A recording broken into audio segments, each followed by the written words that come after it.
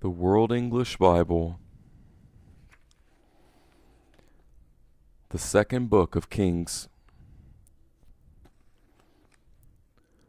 chapter 1. Moab rebelled against Israel after the death of Ahab. Ahaziah fell down through the lattice in his upper room that was in Samaria and was sick. So he sent messengers and said to them, Go, inquire of Baal-zebub, the god of Ekron, whether I will recover of this sickness. But Yahweh's angel said to Elijah the Tishbite, Arise, go up to meet the messengers of the king of Samaria, and tell them, Is it because there is no God in Israel that you go to inquire of Baal-zebub, the god of Ekron? Now therefore Yahweh says, You will not come down from the bed where you have gone up, but you will surely die. Then Elijah departed. The messengers returned to him, and he said to them, Why is it that you have returned? They said to him, A man came up to meet us, and said to us, Go, return to the king who sent you, and tell him, Yahweh says, Is it because there is no God in Israel that you send to inquire of Baal-zebub, the god of Ekron? Therefore you will not come down from the bed where you have gone up, but you will surely die. He said to them, What kind of man was he who came up to meet you and told you these words? They answered him, He was a hairy man, and wearing a leather belt around his waist. He said, It is Elijah the Tishbite. Then the king sent a captain of 50 with his 50 to him. He went up to him, and behold, he was sitting on the top of the hill. He said to him, Man of God, the king has said, Come down. Elijah answered to the captain of 50, If I am a man of God, then let fire come down from the sky and consume you and your 50. Then fire came down from the sky and consumed him and his 50. Again he sent to him another captain of 50 and his 50. He answered him, Man of God, the king has said, Come down quickly. Elijah answered them, If I am a man of God, then let fire come down from the sky and consume you and your 50. Then God's fire came down from the sky and consumed him and his 50. Again he sent the captain of a third 50 with his 50. The third captain of 50 went up and came and fell on his knees before Elijah and begged him and said to him, Man of God, please let my life and the life of these 50 of your servants be precious in your sight. Behold, fire came down from the sky and consumed the last two captains of 50 with their 50s. But now let my life be precious in your sight. Yahweh's angel said to Elijah, Go down with him, do not be afraid of him. Then he arose and went down with him to the king. He said to him, Yahweh says, Because you have sent messengers to inquire of Baal-zebub, the god of Ekron, is it because there is no God in Israel to inquire of his word? Therefore you will not come down from the bed where you have gone up, but you will surely die. So he died according to Yahweh's word which Elijah had spoken. Jehoram began to reign in his place in the 2nd year of Jehoram the son of Jehoshaphat, king of Judah, because he had no son. Now the rest of the acts of Ahaziah which he did, are not they written in the book of the Chronicles of the kings of Israel? Chapter 2. When Yahweh was about to take Elijah up by a whirlwind into heaven, Elijah went with Elisha from Gilgal. Elijah said to Elisha, "Please wait here, for Yahweh has sent me as far as Bethel." Elisha said, "As Yahweh lives and as your soul lives, I will not leave you." So they went down to Bethel. The sons of the prophets who were at Bethel came out to Elisha and said to him, "Do you know that Yahweh will take away your master from your head today?" He said, "Yes, I know it. Hold your peace." Elijah said to him, "Elisha, please wait here, for Yahweh has sent me to Jericho." He said, "As Yahweh lives and as your soul lives, I will not leave you." So they came to Jericho. The sons of the prophets who were at Jericho came near to Elisha and said to him, "Do you know that Yahweh will take away your master from your head today?" He answered, "Yes, I know it. Hold your peace." Elijah said to him, "Please wait here, for Yahweh has sent me to the Jordan." He said, "As Yahweh lives and as your soul lives, I will not leave you." Then they both went on. 50 men of the sons of the prophets went and stood opposite them at a distance, and they both stood by the Jordan. Elijah took his mantle and rolled it up and struck the waters, and they were divided here and there, so that they both went over on dry ground. When they had gone over, Elijah said to Elisha, "Ask what I shall do for you before I am taken from you." Elisha said, "Please let a double portion of your spirit be on me." He said, "You have asked a hard thing. If you see me when I am taken from you, it will be so for you, but if not, it will not be so." As they continued on and talked, behold, a chariot of fire and horses of fire separated them, and Elijah went up by a whirlwind into heaven. Elisha saw it, and he cried, my father, the chariots of Israel and its horsemen." He saw him no more. Then he took hold of his own clothes and tore them in 2 pieces.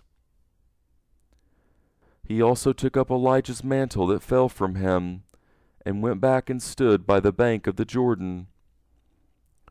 He took Elijah's mantle that fell from him, and struck the waters, and said, "Where is Yahweh, the God of Elijah?" When he also had struck the waters, they were divided apart, and Elisha went over. When the sons of the prophets who were at Jericho over against him saw him, they said, "The spirit of Elijah rests on Elisha." They came to meet him, and bowed themselves to the ground before him. They said to him, "See now, there are with your servants 50 strong men. Please let them go and seek your master. Perhaps Yahweh's Spirit has taken him up and put him on some mountain or into some valley." He said, "Do not send them." When they urged him until he was ashamed, he said, "Send them." Therefore they sent 50 men, and they searched for 3 days, but did not find him. They came back to him while he stayed at Jericho, and he said to them, "Did not I tell you, do not go?" The men of the city said to Elisha, Behold, please, the situation of this city is pleasant, as my lord sees, but the water is bad, and the land is barren. He said, Bring me a new jar, and put salt in it. Then they brought it to him. He went out to the spring of the waters, and threw salt into it, and said, Yahweh says, I have healed these waters. There shall not be from there any more death or barren wasteland. So the waters were healed to this day, according to Elisha's word which he spoke. He went up from there to Bethel. As he was going up by the way, some youths came out of the city and mocked him and said to him, Go up, you baldy, go up, you baldy. He looked behind him and saw them, and cursed them in Yahweh's name. Then 2 female bears came out of the woods, and mauled 42 of those youths. He went from there to Mount Carmel, and from there he returned to Samaria. Chapter 3. Now Jehoram the son of Ahab began to reign over Israel in Samaria in the 18th year of Jehoshaphat king of Judah, and reigned 12 years. He did that which was evil in Yahweh's sight, but not like his father and like his mother, for he put away the pillar of Baal that his father had made. Nevertheless he held to the sins of Jeroboam the son of Nebat, with which he made Israel to sin. He did not depart from them. Now Mesha king of Moab was a sheep breeder, and he supplied the king of Israel with the wool of 100,000 lambs, and of 100,000 rams. But when Ahab was dead, the king of Moab rebelled against the king of Israel. King Jehoram went out of Samaria at that time, and mustered all Israel. He went and sent to Jehoshaphat the king of Judah, saying, The king of Moab has rebelled against me. Will you go with me against Moab to battle? He said, I will go up. I am as you are, my people as your people, my horses as your horses. He said, Which way shall we go up? He answered, The way of the wilderness of Edom. So the king of Israel went with the king of Judah and the king of Edom, and they marched for 7 days along a circuitous route. There was no water for the army or for the animals that followed them. The king of Israel said, Alas, for Yahweh has called these 3 kings together to deliver them into the hand of Moab. But Jehoshaphat said, Is not there a prophet of Yahweh here, that we may inquire of Yahweh by him? One of the king of Israel's servants answered, Elisha the son of Shaphat, who poured water on the hands of Elijah, is here. Jehoshaphat said, Yahweh's word is with him. So the king of Israel and Jehoshaphat and the king of Edom went down to him.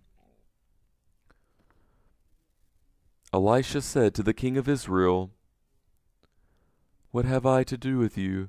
Go to the prophets of your father and to the prophets of your mother.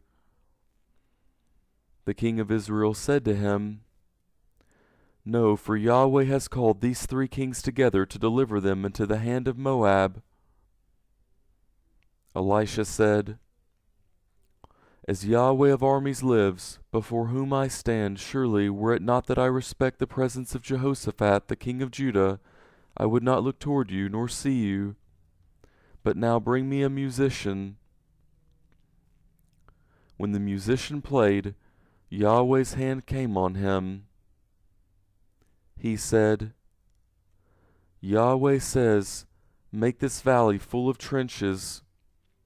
For Yahweh says, You will not see wind, neither will you see rain, yet that valley will be filled with water, and you will drink, both you and your livestock and your other animals.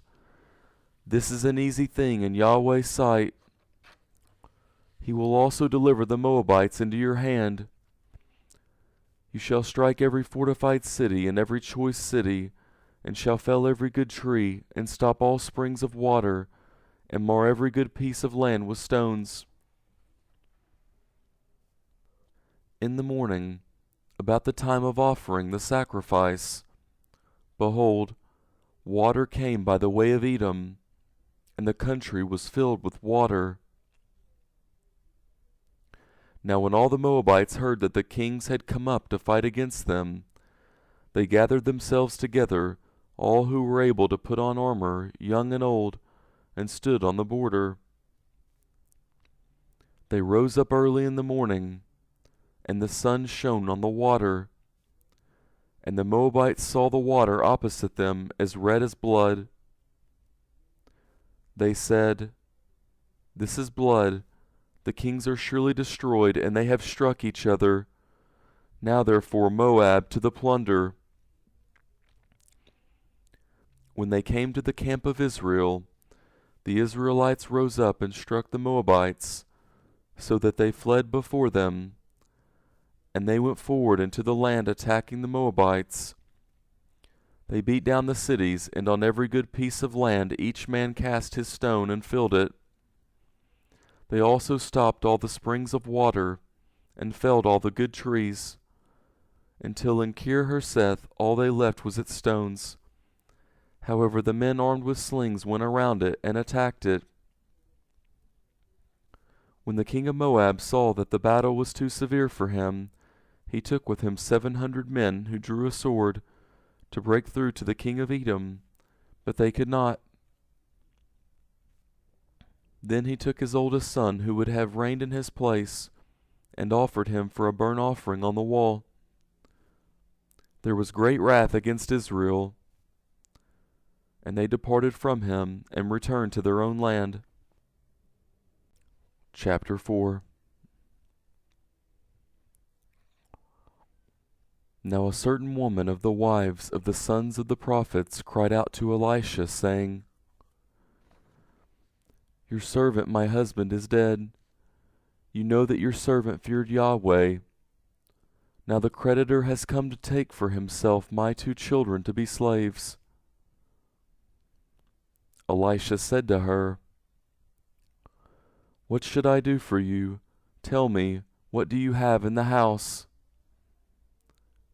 She said, "Your servant has nothing in the house except a pot of oil." Then he said, "Go, borrow empty containers from all of your neighbors. Do not borrow just a few containers. Go in and shut the door on you and on your sons, and pour oil into all those containers, and set aside those which are full." So she went from him, and shut the door on herself and on her sons. They brought the containers to her, and she poured oil. When the containers were full, she said to her son, "Bring me another container." He said to her, "There is not another container." Then the oil stopped flowing. Then she came and told the man of God. He said, "Go, sell the oil, and pay your debt, and you and your sons live on the rest." One day Elisha went to Shunem, where there was a prominent woman, and she persuaded him to eat bread. So it was that as often as he passed by, he turned in there to eat bread. She said to her husband, "See now, I perceive that this is a holy man of God, who passes by us continually. Please let us make a little room on the roof. Let us set for him there a bed, a table, a chair, and a lampstand. When he comes to us, he can stay there." One day he came there, and One day he came there, and he went to the room and lay there. He said to Gehazi his servant, Call this Shunammite. When he had called her, she stood before him. He said to him, Say now to her, Behold, you have cared for us with all this care. What is to be done for you? Would you like to be spoken for to the king or to the captain of the army?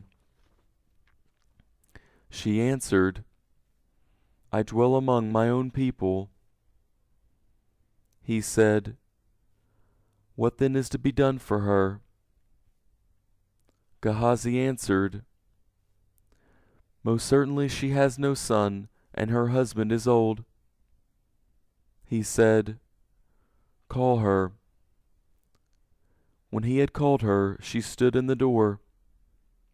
He said, At this season, when the time comes around, you will embrace a son.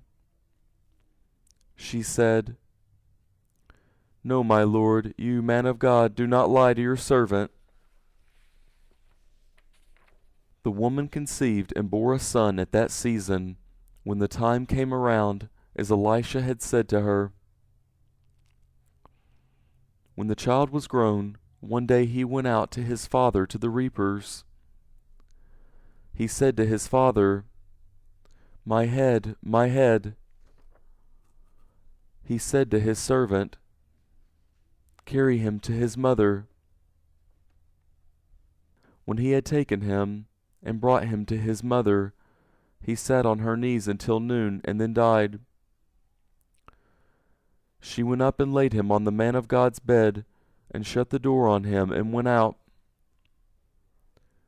She called to her husband and said, Please send me one of the servants and one of the donkeys, that I may run to the man of God and come again. He said, Why would you want to go to him today? It is not a new moon or a Sabbath.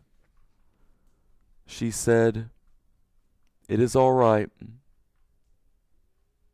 Then she saddled a donkey and said to her servant, Drive and go forward. Do not slow down for me unless I ask you to. So she went and came to the man of God to Mount Carmel. When the man of God saw her afar off, he said to Gehazi his servant, Behold, there is the Shunammite. Please run now to meet her and ask her, Is it well with you? Is it well with your husband? Is it well with your child? She answered, It is well. When she came to the man of God to the hill, she caught hold of his feet. Gehazi came near to thrust her away, but the man of God said, Leave her alone, for her soul is troubled within her, and Yahweh has hidden it from me and has not told me. Then she said, Did I ask you for a son, my lord? Did I not say, Do not deceive me? Then he said to Gehazi, Tuck your cloak into your belt, take my staff in your hand, and go your way. If you meet any man, do not greet him, and if anyone greets you, do not answer him again. Then lay my staff on the child's face. The child's mother said, As Yahweh lives and as your soul lives, I will not leave you. So he arose and followed her. Gehazi went ahead of them and laid the staff on the child's face, but there was no voice and or hearing. Therefore he returned to meet him and told him, The child has not awakened. When Elisha had come into the house, behold, the child was dead and lying on his bed. He went in therefore and shut the door on them both, and prayed to Yahweh. He went up and lay on the child, and put his mouth on his mouth, and his eyes on his eyes, and his hands on his hands. He stretched himself on him, and the child's flesh grew warm. Then he returned and walked in the house once back and forth, and went up and stretched himself out on him. Then the child sneezed 7 times, and the child opened his eyes. He called Gehazi and said, "Call this Shunammite." So he called her. When she had come into him, he said, "Take up your son." Then she went in, fell at his feet, and bowed herself to the ground. Then she picked up her son and went out. Elisha came again to Gilgal. There was a famine in the land, and the sons of the prophets were sitting before him. And he said to his servant, "Get the large pot and boil stew for the sons of the prophets." One went out into the field to gather herbs, and found a wild vine, and gathered a lapful of wild gourds from it, and came and cut them up into the pot of stew, for they did not recognize them. So they poured out for the men to eat. As they were eating some of the stew, they cried out and said, "Man of God, there is death in the pot," and they could not eat it. But he said, "Then bring meal." He threw it into the pot, and he said, "Serve it to the people that they may eat." And there was nothing harmful in the pot. A man from Baal Shalisha came and brought the man of God bread, some of the first fruits, 20 loaves of barley, and fresh ears of grain in his sack. He said, "Give to the people that they may eat." His servant said, "What, should I set this before 100 men?" But he said, "Give the people that they may eat. For Yahweh says, they will eat and will have some left over."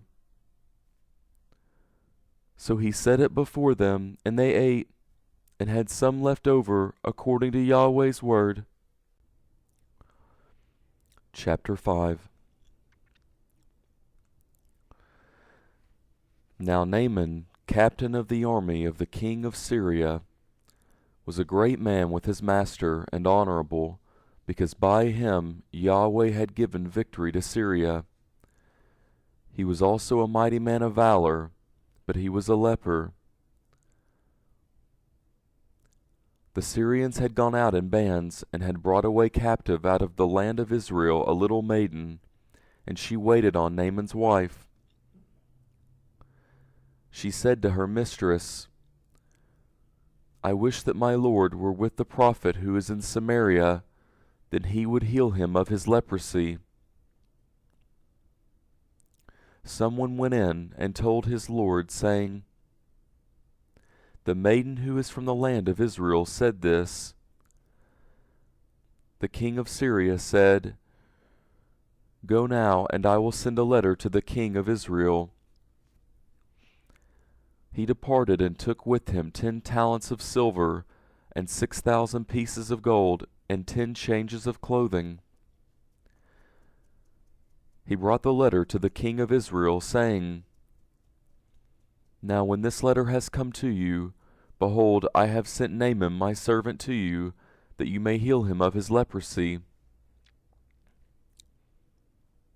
When the king of Israel had read the letter, he tore his clothes and said, "Am I God to kill and to make alive, that this man sends to me to heal a man of his leprosy?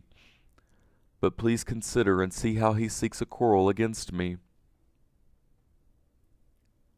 It was so, when Elisha the man of God heard that the king of Israel had torn his clothes, that he sent to the king, saying, "Why have you torn your clothes? Let him come now to me, and he shall know that there is a prophet in Israel." So Naaman came with his horses and with his chariots, and stood at the door of the house of Elisha. Elisha sent a messenger to him, saying, "Go and wash in the Jordan 7 times, and your flesh shall come again to you, and you shall be clean. But Naaman was angry, and went away, and said, Behold, I thought, he will surely come out to me, and stand, and call on the name of Yahweh his God, and wave his hand over the place, and heal the leper. Are not Abana and Parpar, the rivers of Damascus, better than all the waters of Israel? Could not I wash in them and be clean? So he turned and went away in a rage. His servants came near and spoke to him and said, My father, if the prophet had asked you to do some great thing, would not you have done it? How much rather then when he says to you, Wash and be clean? Then he went down and dipped himself 7 times in the Jordan, according to the saying of the man of God, and his flesh was restored like the flesh of a little child, and he was clean. He returned to the man of God, he and all his company, and came and stood before him, and he said, See now, I know that there is no God in all the earth but in Israel. Now therefore, please take a gift from your servant. But he said, As Yahweh lives, before whom I stand, I will receive none. He urged him to take it, but he refused. Naaman said, If not, then please let 2 mules' burden of earth be given to your servant, for your servant will from now on offer neither burnt offering nor sacrifice to other gods, but to Yahweh. In this thing may Yahweh pardon your servant. When my master goes into the house of Rimmon to worship there, and he leans on my hand, and I bow myself in the house of Rimmon, when I bow myself in the house of Rimmon, may Yahweh pardon your servant in this thing. He said to him, Go in peace. So he departed from him a little way. But Gehazi the servant of Elisha, the man of God, said, Behold, my master has spared this Naaman the Syrian, in not receiving at his hands that which he brought.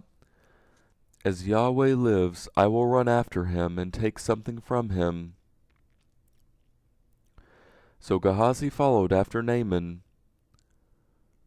When Naaman saw one running after him, he came down from the chariot to meet him, and said, Is all well?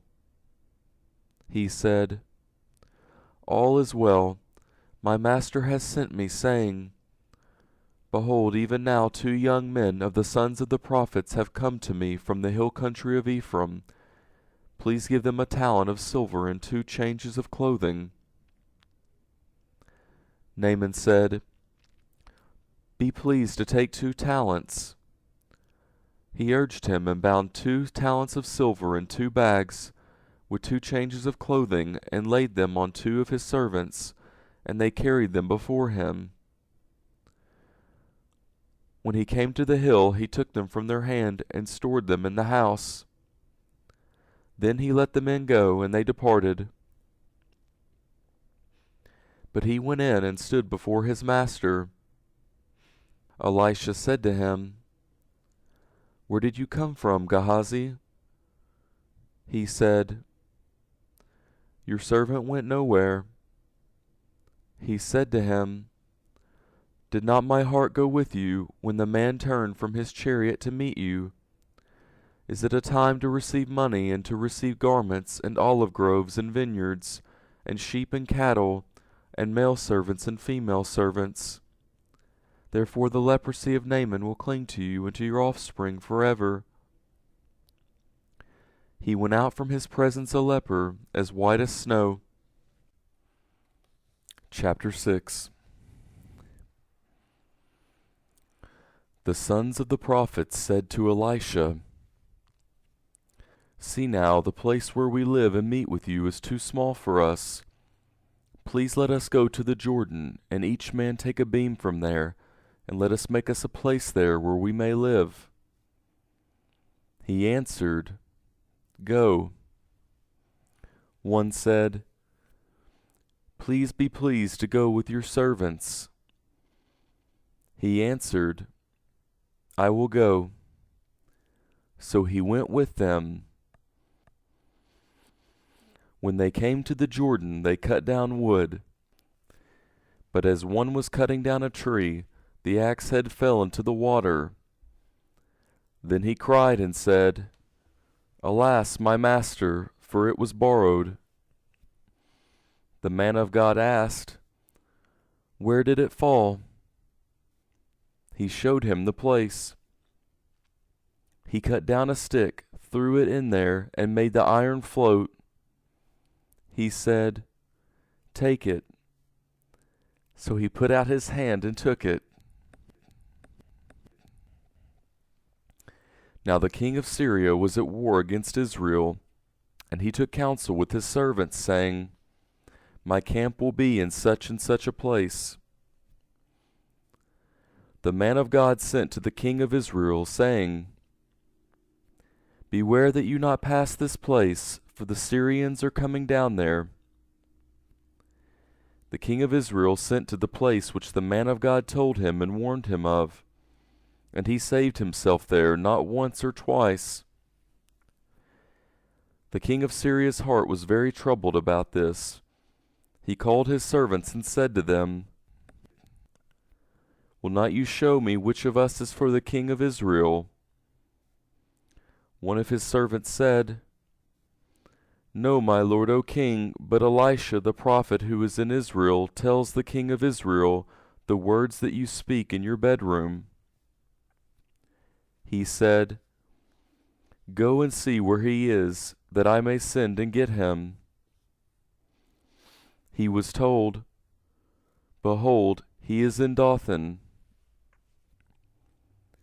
Therefore he sent horses, chariots, and a great army there. They came by night and surrounded the city. When the servant of the man of God had risen early and gone out, behold, an army with horses and chariots was around the city. His servant said to him, Alas, my master, what shall we do? He answered, Do not be afraid, for those who are with us are more than those who are with them.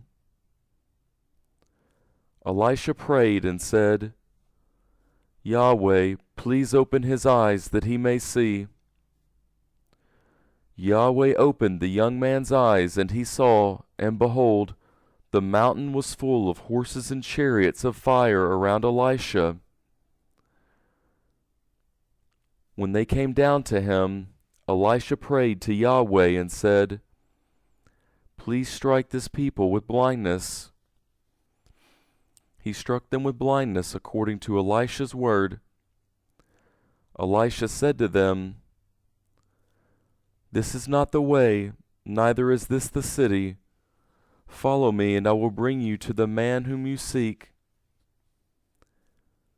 He led them to Samaria. When they had come into Samaria, Elisha said, Yahweh, open these men's eyes that they may see. Yahweh opened their eyes, and they saw, and behold, they were in the middle of Samaria. The king of Israel said to Elisha when he saw them, My father, shall I strike them? Shall I strike them?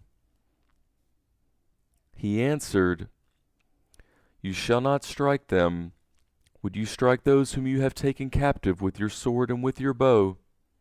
Set bread and water before them, that they may eat and drink, and go to their master. He prepared a great feast for them. When they had eaten and drunk, he sent them away, and they went to their master.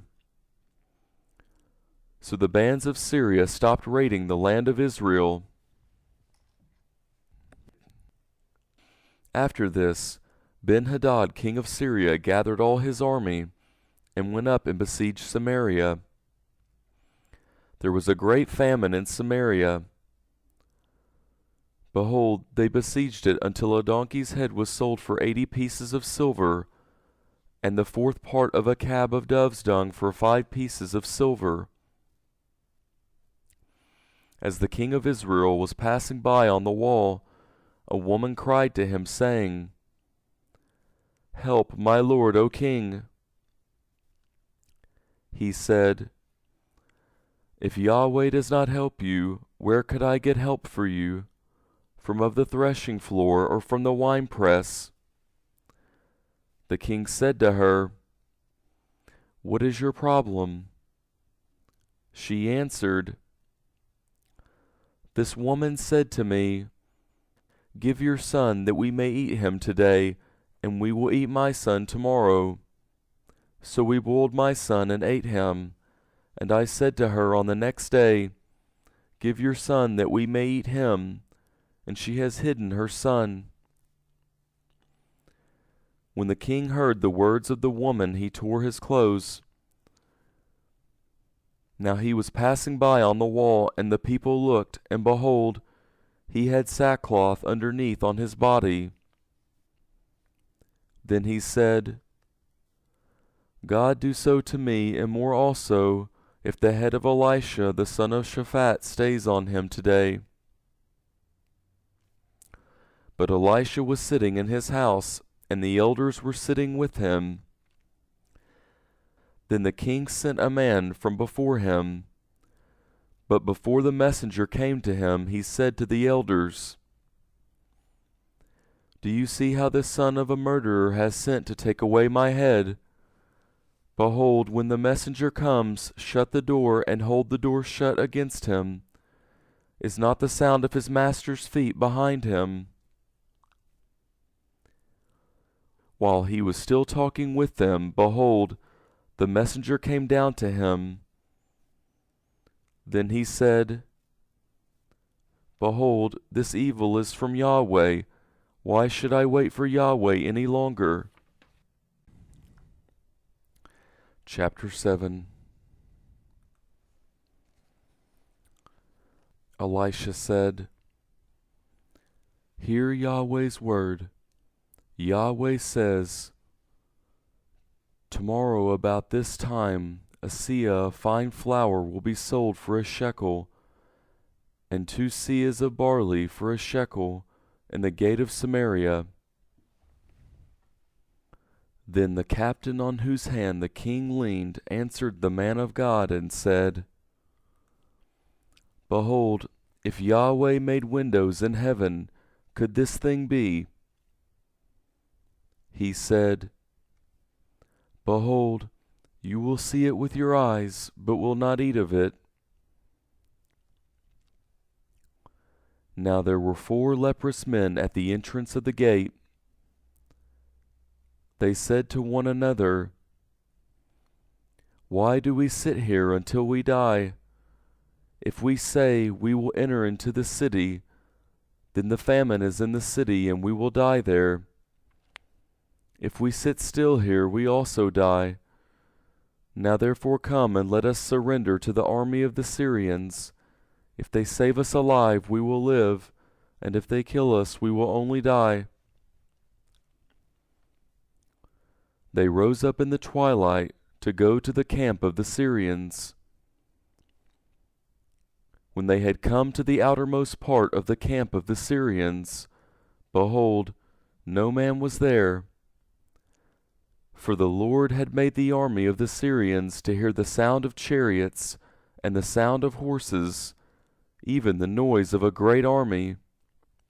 And they said to one another, "Behold, the king of Israel has hired against us the kings of the Hittites and the kings of the Egyptians to attack us."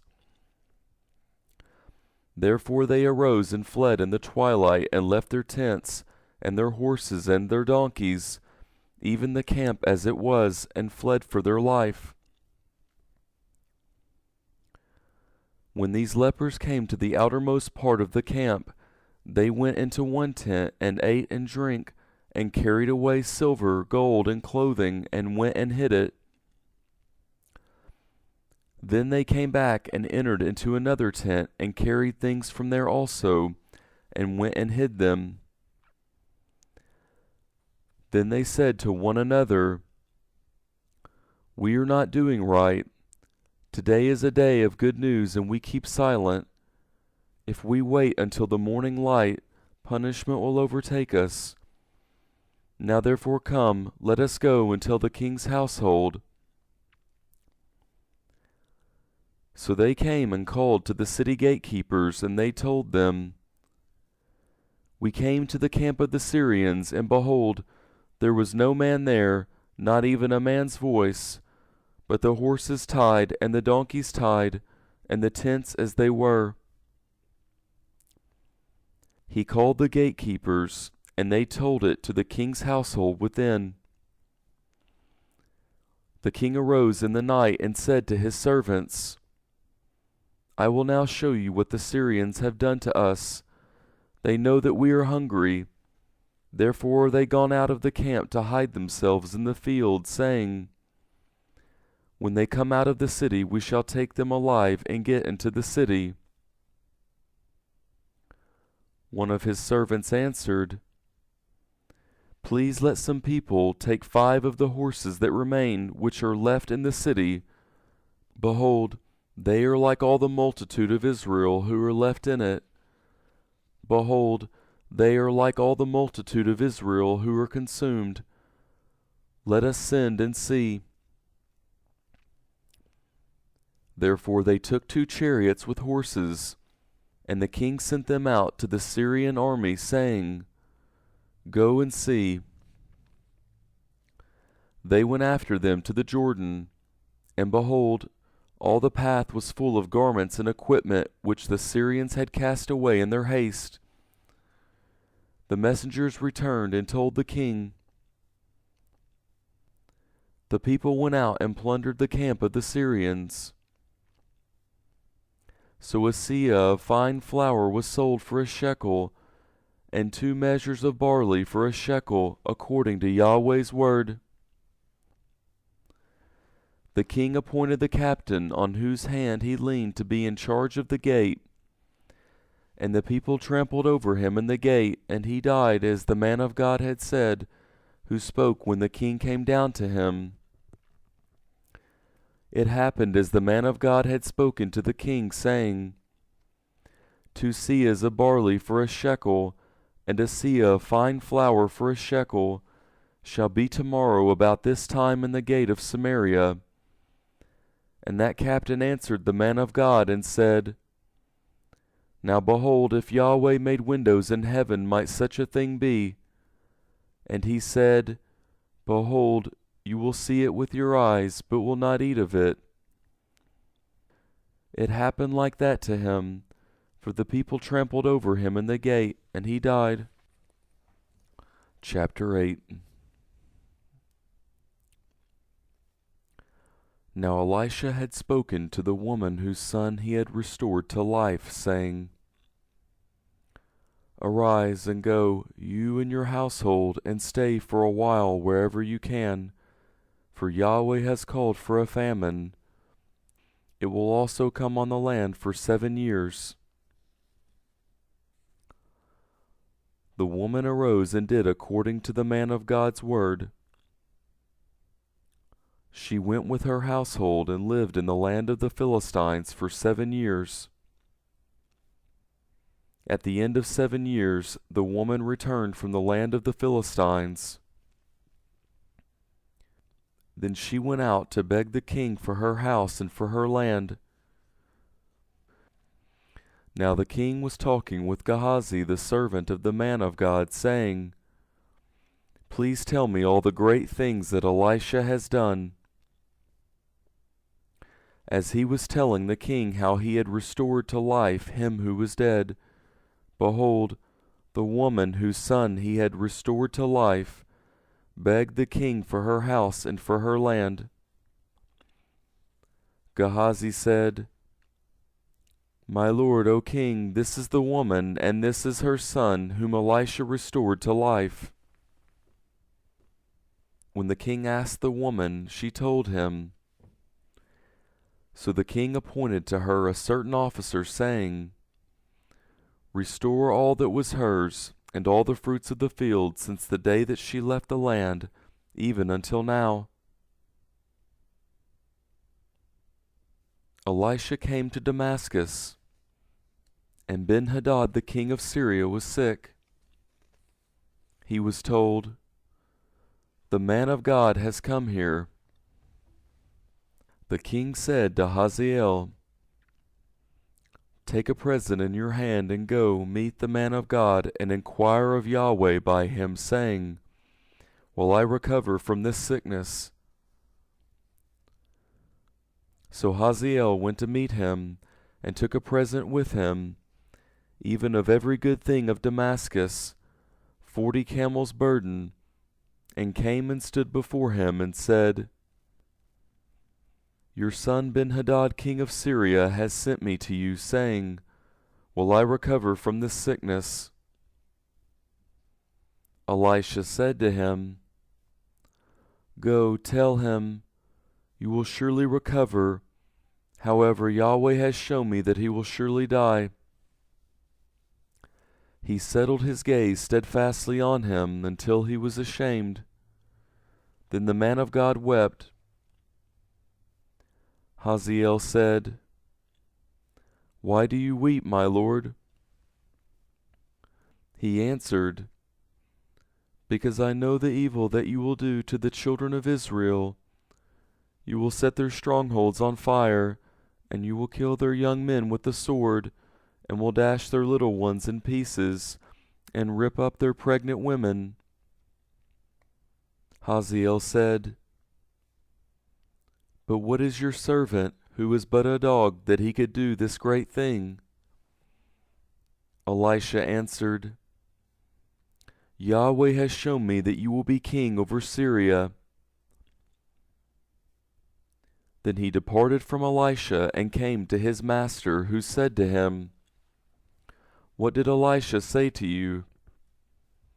He answered, "He told me you would surely recover." On the next day, he took a thick cloth, dipped it in water, and spread it on his face, so that he died. Then Ahaziah reigned in his place. In the 5th year of Joram the son of Ahab, king of Israel, Jehoshaphat being king of Judah then, Jehoram the son of Jehoshaphat, king of Judah, began to reign. He was 32 years old when he began to reign. He reigned 8 years in Jerusalem. He walked in the way of the kings of Israel, as did Ahab's house, for he married Ahab's daughter.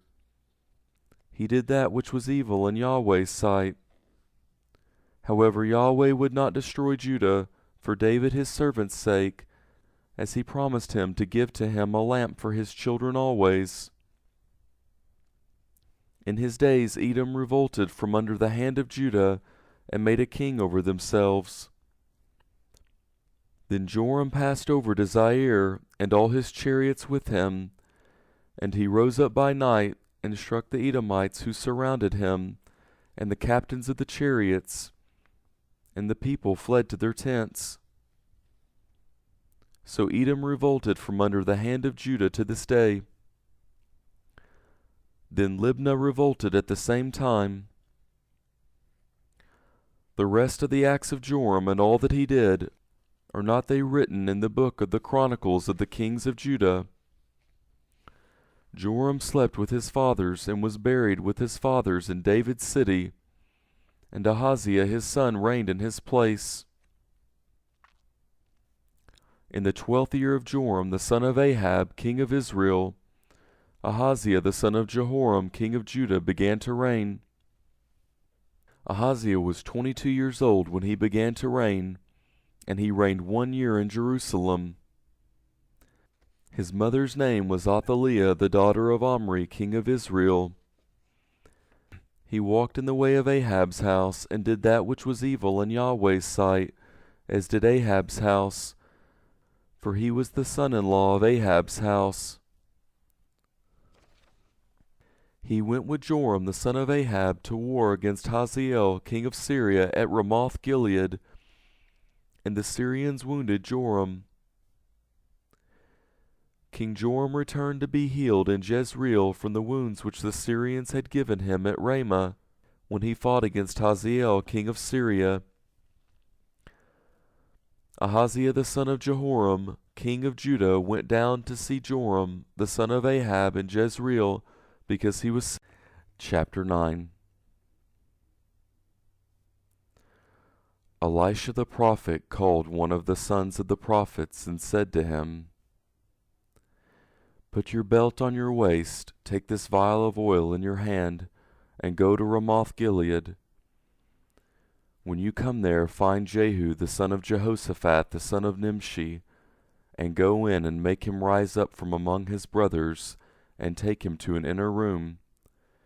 Then take the vial of oil and pour it on his head, and say, 'Yahweh says, I have anointed you king over Israel.'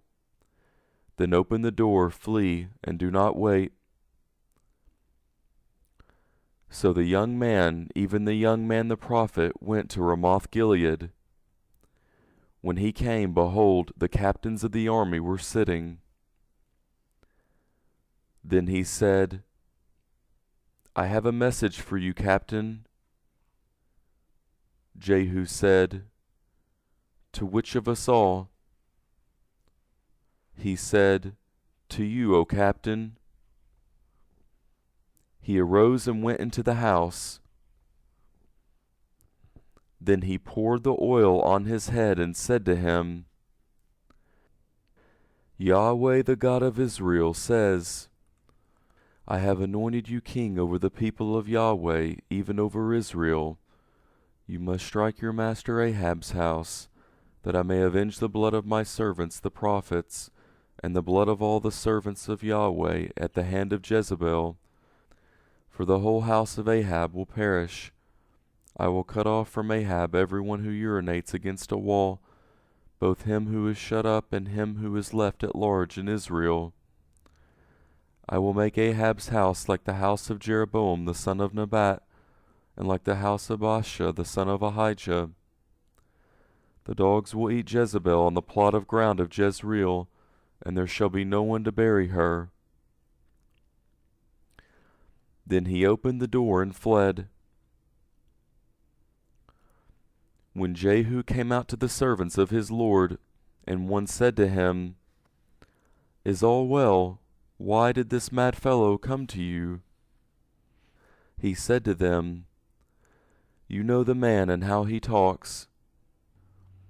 They said, "That is a lie. Tell us now." He said to me, "Yahweh says, I have anointed you king over Israel." Then they hurried, and each man took his cloak, and put it under him on the top of the stairs, and blew the trumpet, saying, "Jehu is king." So Jehu the son of Jehoshaphat, the son of Nimshi, conspired against Joram.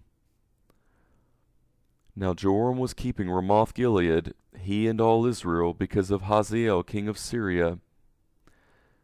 But King Joram had returned to be healed in Jezreel of the wounds which the Syrians had given him, when he fought with Hazael king of Syria. Jehu said, "If this is your thinking, then let no one escape and go out of the city, to go to tell it in Jezreel." So Jehu rode in a chariot, and went to Jezreel, for Joram lay there. Ahaziah king of Judah had come down to see Joram. Now the watchman was standing on the tower in Jezreel, and he spied the company of Jehu as he came, and said, "I see a company." Joram said, "Take a horseman and send to meet them, and let him say, 'Is it peace?'"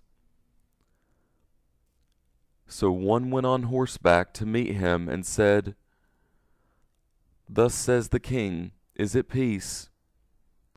Jehu said, "What do you have to do with peace? Fall in behind me." The watchman said, The messenger came to them, but he is not coming back. Then he sent out a second on horseback, who came to them and said, Thus says the king, Is it peace? Jehu answered, What do you have to do with peace? Fall in behind me. The watchman said, He came to them, and is not coming back. The driving is like the driving of Jehu the son of Nimshi, for he drives furiously. Joram said, Get ready. They got his chariot ready.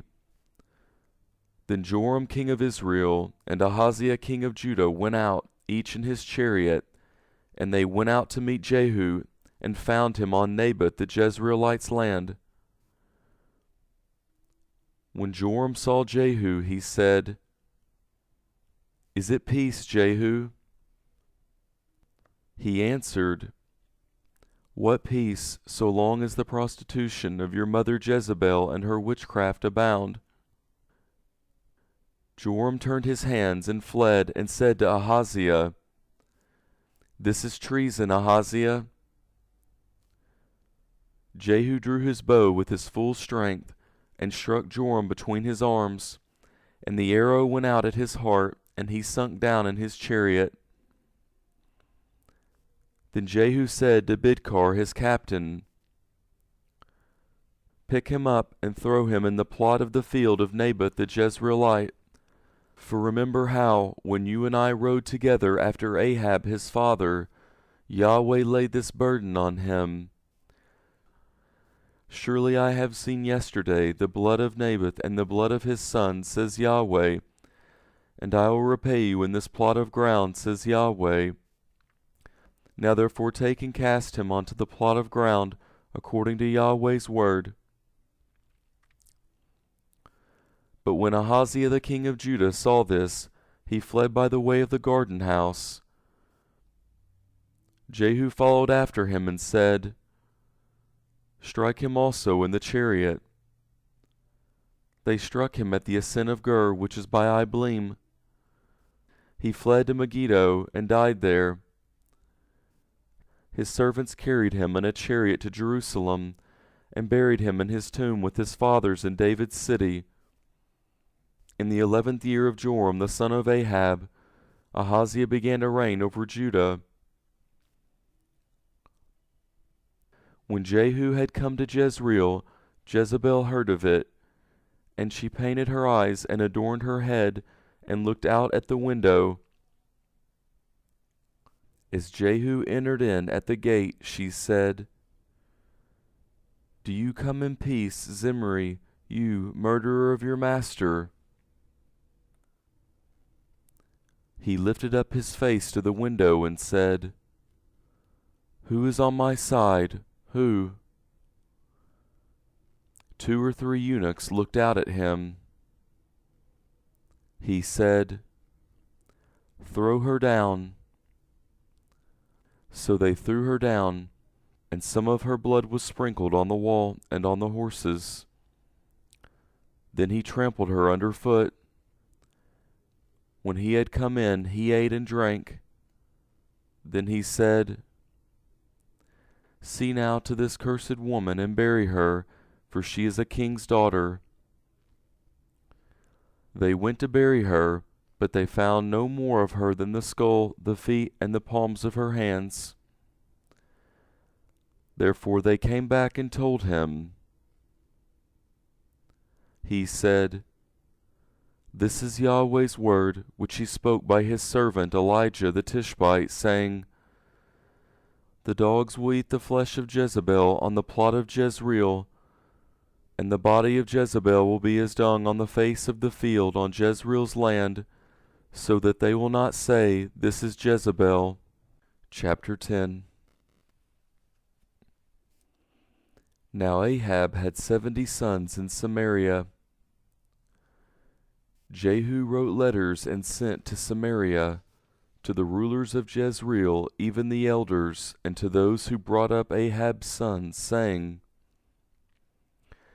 Now as soon as this letter comes to you, since your master's sons are with you, and you have chariots and horses, a fortified city also, and armor, select the best and fittest of your master's sons, set him on his father's throne, and fight for your master's house."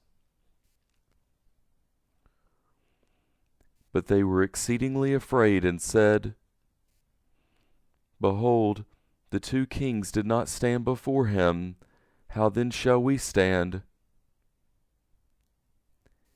He who was over the household, and he who was over the city, the elders also, and those who raised the children, sent to Jehu, saying, "We are your servants, and will do all that you ask us. We will not make any man king. You do that which is good in your eyes." Then he wrote a letter the second time to them, saying,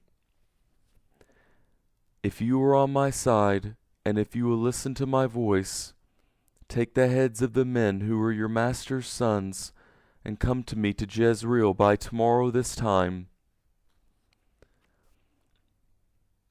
Now the king's sons, being 70 persons, were with the great men of the city, who brought them up.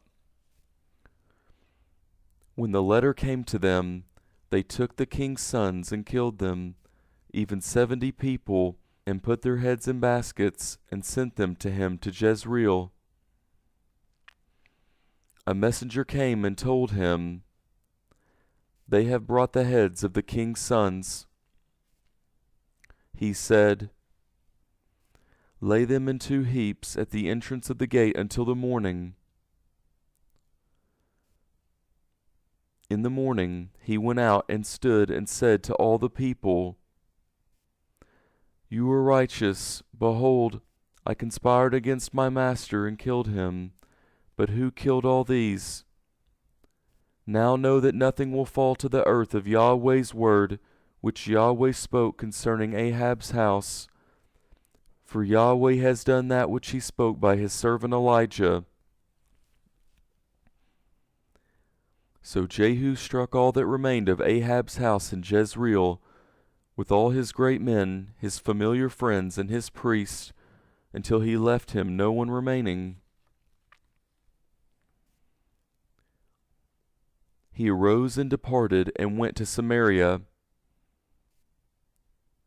As he was at the shearing house of the shepherds on the way, Jehu met with the brothers of Ahaziah king of Judah, and said, "Who are you?" They answered, "We are the brothers of Ahaziah. We are going down to greet the children of the king and the children of the queen."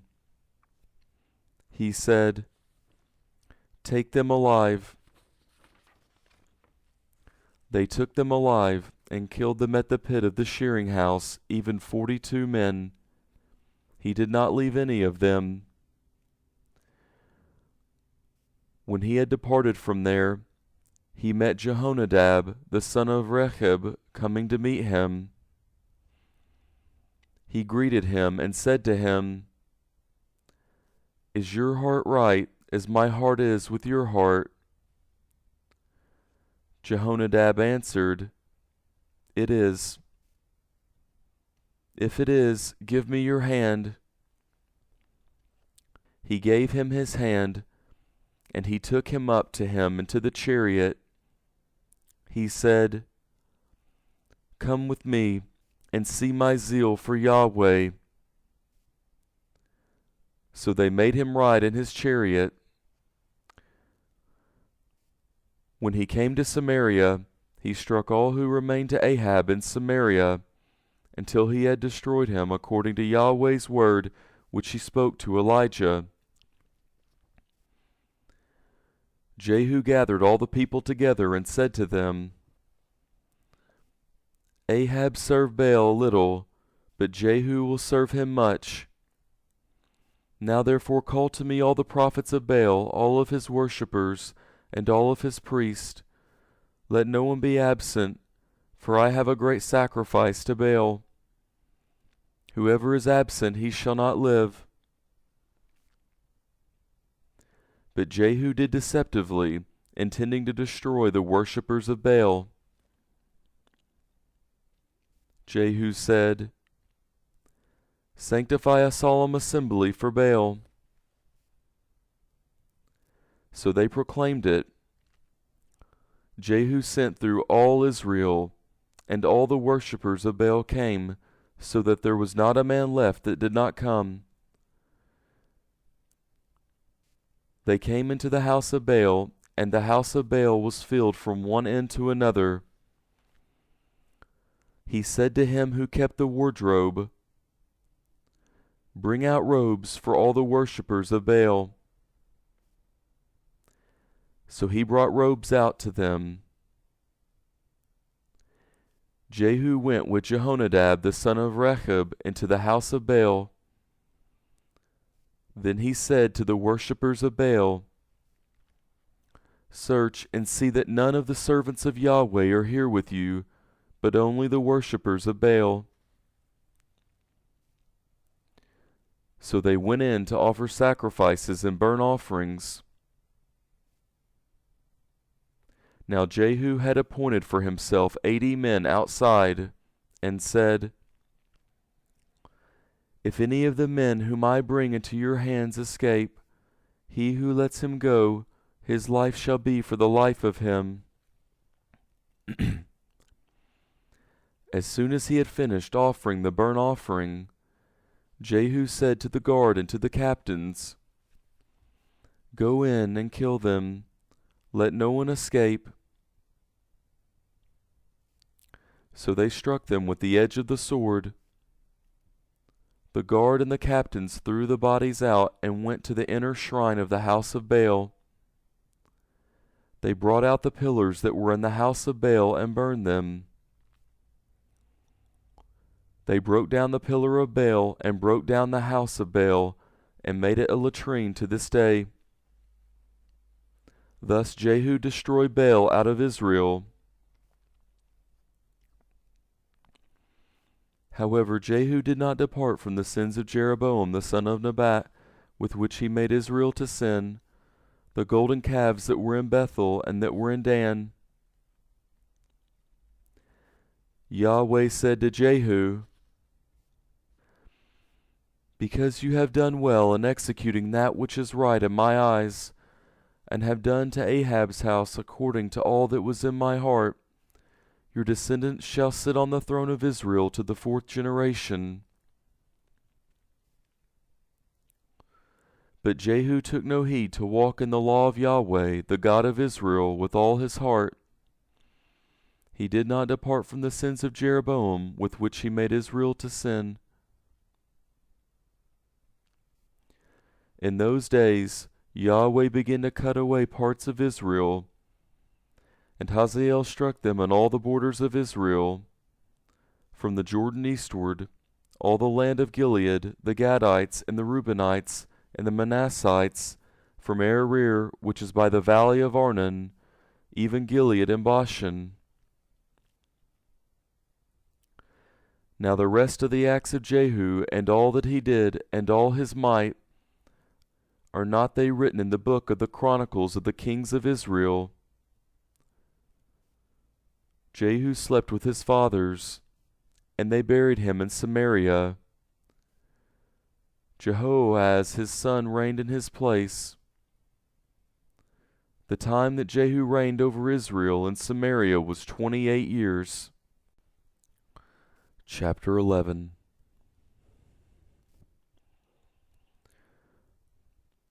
Now when Athaliah, the mother of Ahaziah, saw that her son was dead, she arose and destroyed all the royal offspring.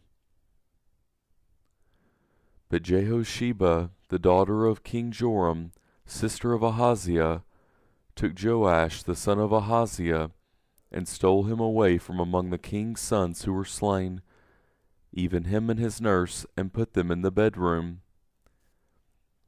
And they hid him from Athaliah so that he was not slain. He was with her hidden in Yahweh's house 6 years, while Athaliah reigned over the land. In the 7th year Jehoiada sent and fetched the captains over hundreds of the Karites and of the guard, and brought them to him into Yahweh's house. And he made a covenant with them, and made a covenant with them in Yahweh's house, and showed them the king's son. He commanded them, saying, This is what you must do. A third of you, who come in on the Sabbath, shall be keepers of the watch of the king's house. A third of you shall be at the gate sure, and a third of you at the gate behind the guard. So you shall keep the watch of the house and be a barrier. The 2 companies of you, even all who go out on the Sabbath, shall keep the watch of Yahweh's house around the king. You shall surround the king, every man with his weapons in his hand, and he who comes within the ranks, let him be slain. Be with the king when he goes out, and when he comes in. The captains over hundreds did according to all that Jehoiada the priest commanded, and they each took his men, those who were to come in on the Sabbath, with those who were to go out on the Sabbath, and came to Jehoiada the priest. The priest delivered to the captains over hundreds the spears and shields that had been King David's, which were in Yahweh's house. The guard stood, every man with his weapons in his hand, from the right side of the house to the left side of the house, along by the altar and the house around the king. Then he brought out the king's son, and put the crown on him, and gave him the covenant, and they made him king and anointed him. And they clapped their hands and said, Long live the king. When Ahaziah heard the noise of the guard and of the people, she came to the people into Yahweh's house. And she looked, and behold, the king stood by the pillar, as the tradition was, with the captains and the trumpets by the king. And all the people of the land rejoiced and blew trumpets. Then Ahaziah tore her clothes and cried, Treason, treason. Jehoiada the priest commanded the captains of hundreds who were set over the army, and said to them, Bring her out between the ranks, kill anyone who follows her with the sword. For the priest said, Do not let her be slain in Yahweh's house. So they made way for her, and she went by the way of the horse's entry to the king's house, and she was slain there. Jehoiada made a covenant between Yahweh and the king and the people, that they should be Yahweh's people, also between the king and the people. All the people of the land went to the house of Baal and broke it down. His altars and his images broke they in pieces thoroughly, and killed Mattan the priest of Baal before the altars. The priest appointed officers over Yahweh's house. He took the captains over hundreds, and the Karites, and the guard, and all the people of the land, and they brought down the king from Yahweh's house, and came by the way of the gate of the guard to the king's house. He sat on the throne of the kings. So all the people of the land rejoiced, and the city was quiet. They had slain Ahaziah with the sword at the king's house. Joash was 7 years old when he began to reign.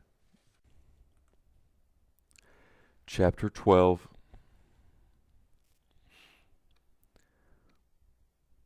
Joash began to reign in the 7th year of Jehu, and he reigned 40 years in Jerusalem. His mother's name was Zibiah of Beersheba.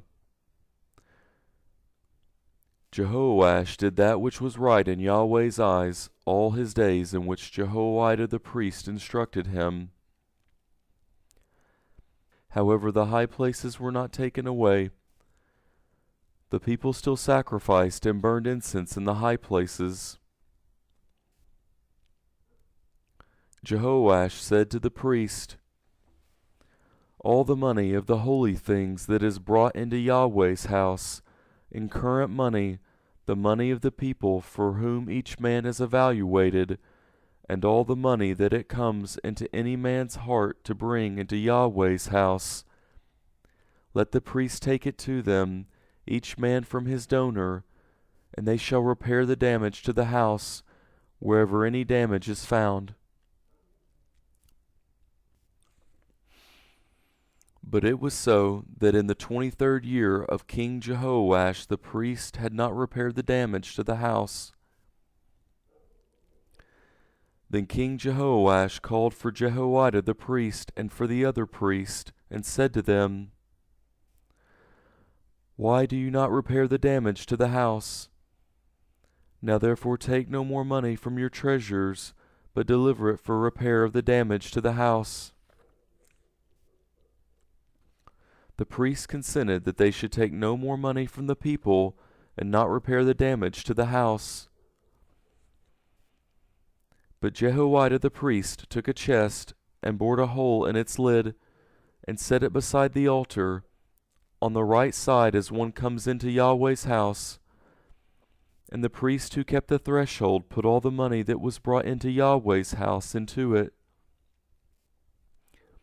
When they saw that there was much money in the chest, the king's scribe and the high priest came up, and they put it in bags and counted the money that was found in Yahweh's house. They gave the money that was weighed out into the hands of those who did the work, who had the oversight of Yahweh's house, and they paid it out to the carpenters and the builders, who worked on Yahweh's house, and to the masons and the stonecutters, and for buying timber and cut stone to repair the damage to Yahweh's house, and for all that was laid out for the house to repair it. But there were not made for Yahweh's house cups of silver, snuffers, basins, trumpets, any vessels of gold, or vessels of silver of the money that was brought into Yahweh's house. For they gave that to those who did the work, and repaired Yahweh's house with it. Moreover, they did not demand an accounting from the men into whose hand they delivered the money to give to those who did the work, for they dealt faithfully. The money for the trespass offerings and the money for the sin offerings was not brought into Yahweh's house. It was the priest.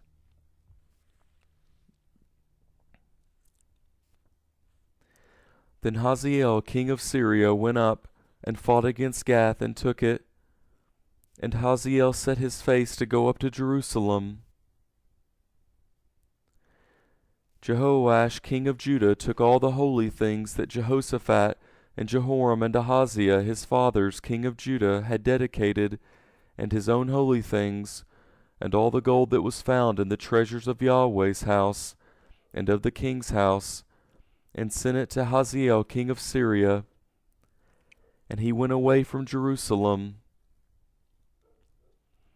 Now the rest of the acts of Joash, and all that he did, are not they written in the book of the Chronicles of the kings of Judah? His servants arose and made a conspiracy, and struck Joash at the house of Milo, on the way that goes down to Selah. For Josachar the son of Shimeath, and Jehozabad the son of Shomer his servant struck him, and he died. And they buried him with his fathers in David's city, and Amaziah his son reigned in his place. Chapter 13. In the 23rd year of Joash the son of Ahaziah, king of Judah, Jehoahaz the son of Jehu began to reign over Israel and Samaria for 17 years. He did that which was evil in Yahweh's sight, and followed the sins of Jeroboam the son of Nebat, with which he made Israel to sin. He did not depart from it. Yahweh's anger burned against Israel, and he delivered them into the hand of Hazael king of Syria, and into the hand of Benhadad the son of Haziel continually. Jehoahaz begged Yahweh, and Yahweh listened to him, for he saw the oppression of Israel, how the king of Syria oppressed them. Yahweh gave Israel a Savior, so that they went out from under the hand of the Syrians, and the children of Israel lived in their tents as before. Nevertheless they did not depart from the sins of the house of Jeroboam, with which he made Israel to sin, but walked in them. And the Asher also remained in Samaria. For he did not leave to Jehoahaz of the people any more than 50 horsemen, and 10 chariots, and 10,000 footmen. For the king of Syria destroyed them, and made them like the dust in threshing. Now the rest of the acts of Jehoahaz, and all that he did, and his might, are not they written in the book of the chronicles of the kings of Israel? Jehoahaz slept with his fathers, and they buried him in Samaria. And Joash his son reigned in his place.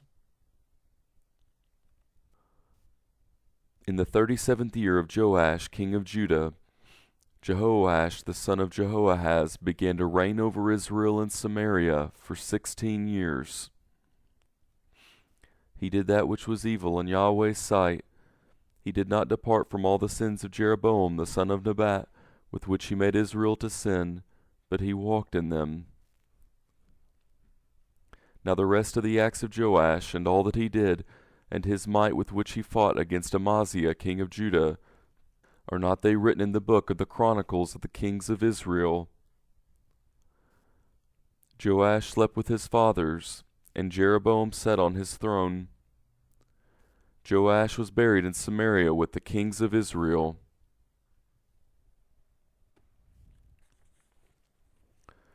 Now Elisha became sick with the illness of which he died. And Joash the king of Israel came down to him, and wept over him, and said, my father, the chariots of Israel and its horsemen. Elisha said to him, take bow and arrows. And he took bow and arrows for himself. He said to the king of Israel, put your hand on the bow. And he put his hand on it. Elisha laid his hands on the king's hands. He said, open the window eastward. And he opened it. Then Elisha said, shoot. And he shot. He said, Yahweh's arrow of victory, even the arrow of victory over Syria, for you will strike the Syrians in Aphek until you have consumed them. He said, take the arrows.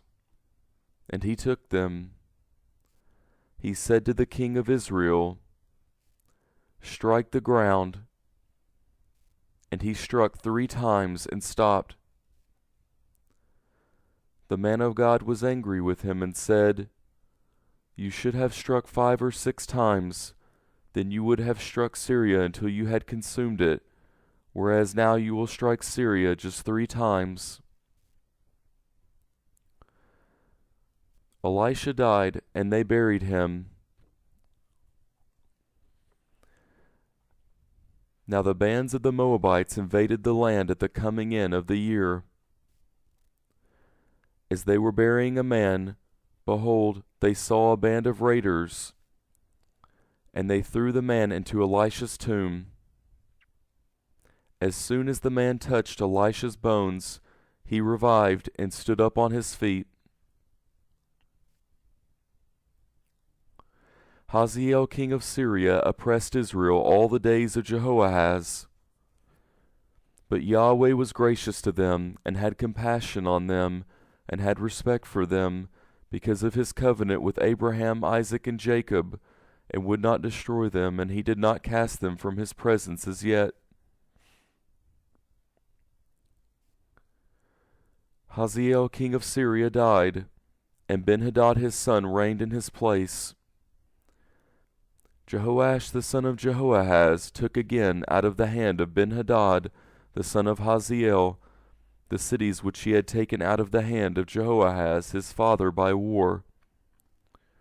Joash struck him 3 times and recovered the cities of Israel. Chapter 14.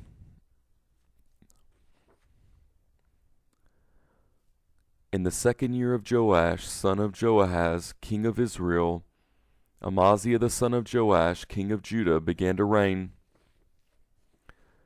He was 25 years old when he began to reign, and he reigned 29 years in Jerusalem. His mother's name was Jehoaddan of Jerusalem. He did that which was right in Yahweh's eyes, yet not like David his father. He did according to all that Joash his father had done.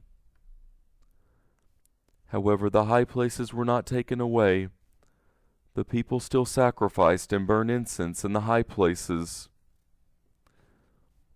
As soon as the kingdom was established in his hand, he killed his servants who had slain the king his father.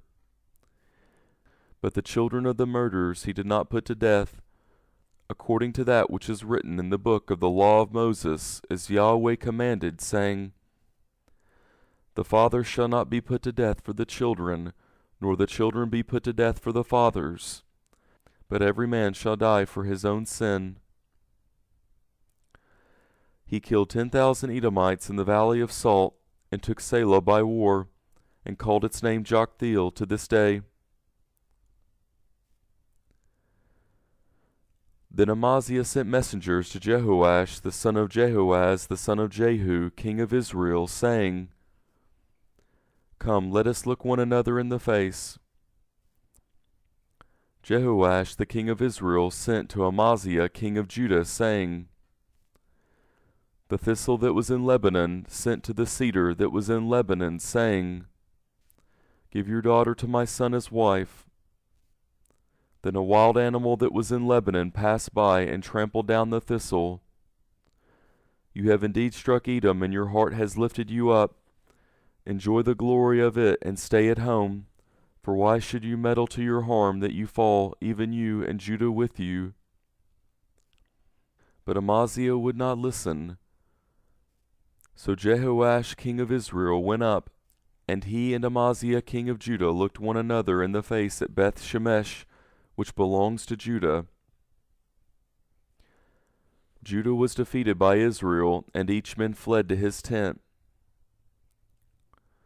Jehoash king of Israel took Amaziah king of Judah, the son of Jehoash the son of Ahaziah, at Beth Shemesh, and came down to Jerusalem, and broke down the wall of Jerusalem from the gate of Ephraim to the corner gate, 400 cubits. He took all the gold and silver, and all the vessels that were found in Yahweh's house, and in the treasures of the king's house, the hostages also, and returned to Samaria. Now the rest of the acts of Jehoash which he did in his might, and how he fought with Amaziah king of Judah, are not they written in the book of the chronicles of the kings of Israel? Jehoash slept with his fathers, and was buried in Samaria with the kings of Israel. And Jeroboam his son reigned in his place. Amaziah the son of Joash, king of Judah, lived after the death of Jehoash son of Jehoahaz, king of Israel, 15 years. Now the rest of the acts of Amaziah, are not they written in the book of the chronicles of the kings of Judah? They made a conspiracy against him in Jerusalem, and he fled to Lachish. But they sent after him to Lachish, and killed him there. They brought him on horses, and he was buried at Jerusalem with his fathers in David's city. All the people of Judah took Azariah, who was 16 years old, and made him king in the place of his father Amaziah. He built Elath and restored it to Judah. After that the king slept with his fathers. In the 15th year of Ahaziah the son of Joash, king of Judah, Jeroboam the son of Joash, king of Israel, began to reign in Samaria for 41 years. He did that which was evil in Yahweh's sight. He did not depart from all the sins of Jeroboam the son of Nebat, with which he made Israel to sin. He restored the border of Israel from the entrance of Hamath to the sea of the Arabah, according to Yahweh, the God of Israel's word, which he spoke by his servant Jonah the son of Amittai the prophet, who was from Gath-hepher. For Yahweh saw the affliction of Israel, that it was very bitter, for all, slave and free, and there was no helper for Israel. Yahweh did not say that he would blot out the name of Israel from under the sky, but he saved them by the hand of Jeroboam the son of Joash. Now the rest of the acts of Jeroboam, and all that he did, and his might, how he fought, and how he recovered Damascus, and Hamath, which had belonged to Judah, for Israel, are not they written in the book of the chronicles of the kings of Israel? Jeroboam slept with his fathers, even with the kings of Israel, and Zechariah his son reigned in his place. Chapter 15.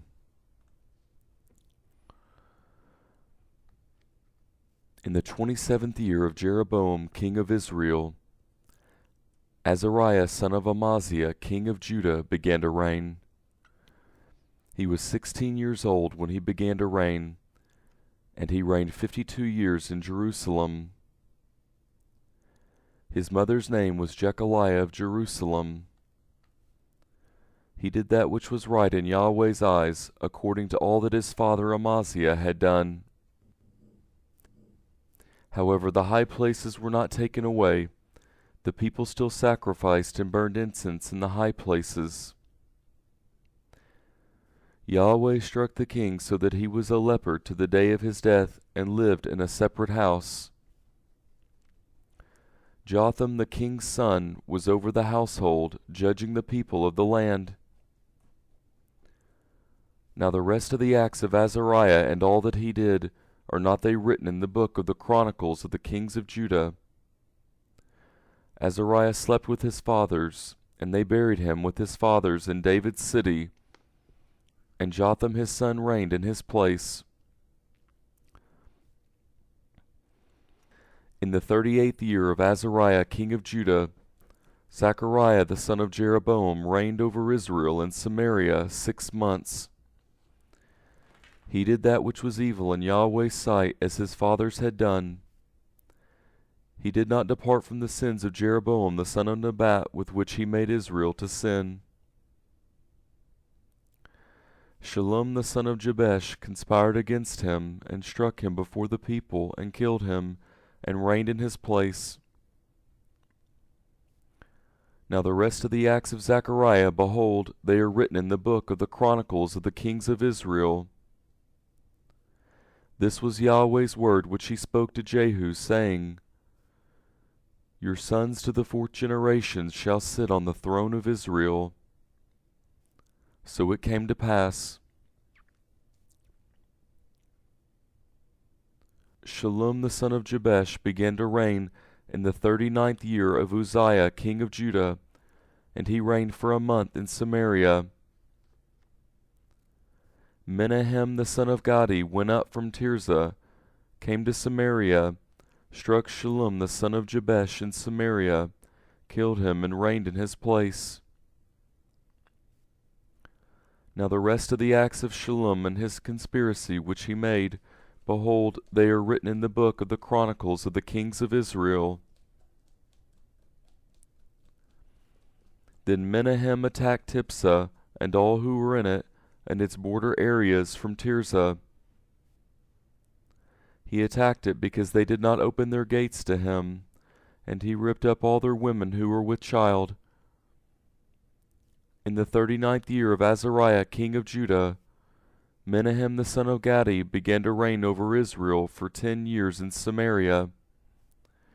He did that which was evil in Yahweh's sight, He did not depart all his days from the sins of Jeroboam the son of Nebat, with which he made Israel to sin. Pul the king of Assyria came against the land, and Menahem gave Pul 1,000 talents of silver, that his hand might be with him to confirm the kingdom in his hand. Menahem exacted the money from Israel, even from all the mighty men of wealth, from each man 50 shekels of silver, to give to the king of Assyria. So the king of Assyria turned back and did not stay there in the land. Now the rest of the acts of Menahem and all that he did, are not they written in the book of the chronicles of the kings of Israel? Menahem slept with his fathers, and Pekahiah his son reigned in his place. In the 50th year of Azariah king of Judah, Pekahiah the son of Menahem began to reign over Israel and Samaria for 2 years. He did that which was evil in Yahweh's sight. He did not depart from the sins of Jeroboam the son of Nebat, with which he made Israel to sin. Pekah the son of Remaliah, his captain, conspired against him and attacked him in Samaria, in the fortress of the king's house, with Argob and Ariah, and with him were 50 men of the Gileadites. He killed him and reigned in his place. Now the rest of the acts of Pekahiah and all that he did, behold, they are written in the book of the chronicles of the kings of Israel. In the 52nd year of Azariah king of Judah, Pekah the son of Remaliah began to reign over Israel and Samaria for 20 years. He did that which was evil in Yahweh's sight. He did not depart from the sins of Jeroboam the son of Nebat, with which he made Israel to sin. In the days of Pekah king of Israel, Tiglath-Pileser king of Assyria came and took Ijon, Abel-Beth-Maachah, Genoa, Kadesh, Hazor, Gilead, and Galilee, all the land of Naphtali, and he carried them captive to Assyria. Hoshea the son of Elah made a conspiracy against Pekah the son of Remaliah, attacked him, killed him, and reigned in his place, in the 20th year of Jotham the son of Uzziah. Now the rest of the acts of Pekah and all that he did, behold, they are written in the book of the chronicles of the kings of Israel. In the 2nd year of Pekah the son of Remaliah, king of Israel, Jotham the son of Uzziah, king of Judah, began to reign. He was 25 years old when he began to reign, and he reigned 16 years in Jerusalem. His mother's name was Jerusha, the daughter of Zadok. He did that which was right in Yahweh's eyes. He did according to all that his father Uzziah had done. However, the high places were not taken away.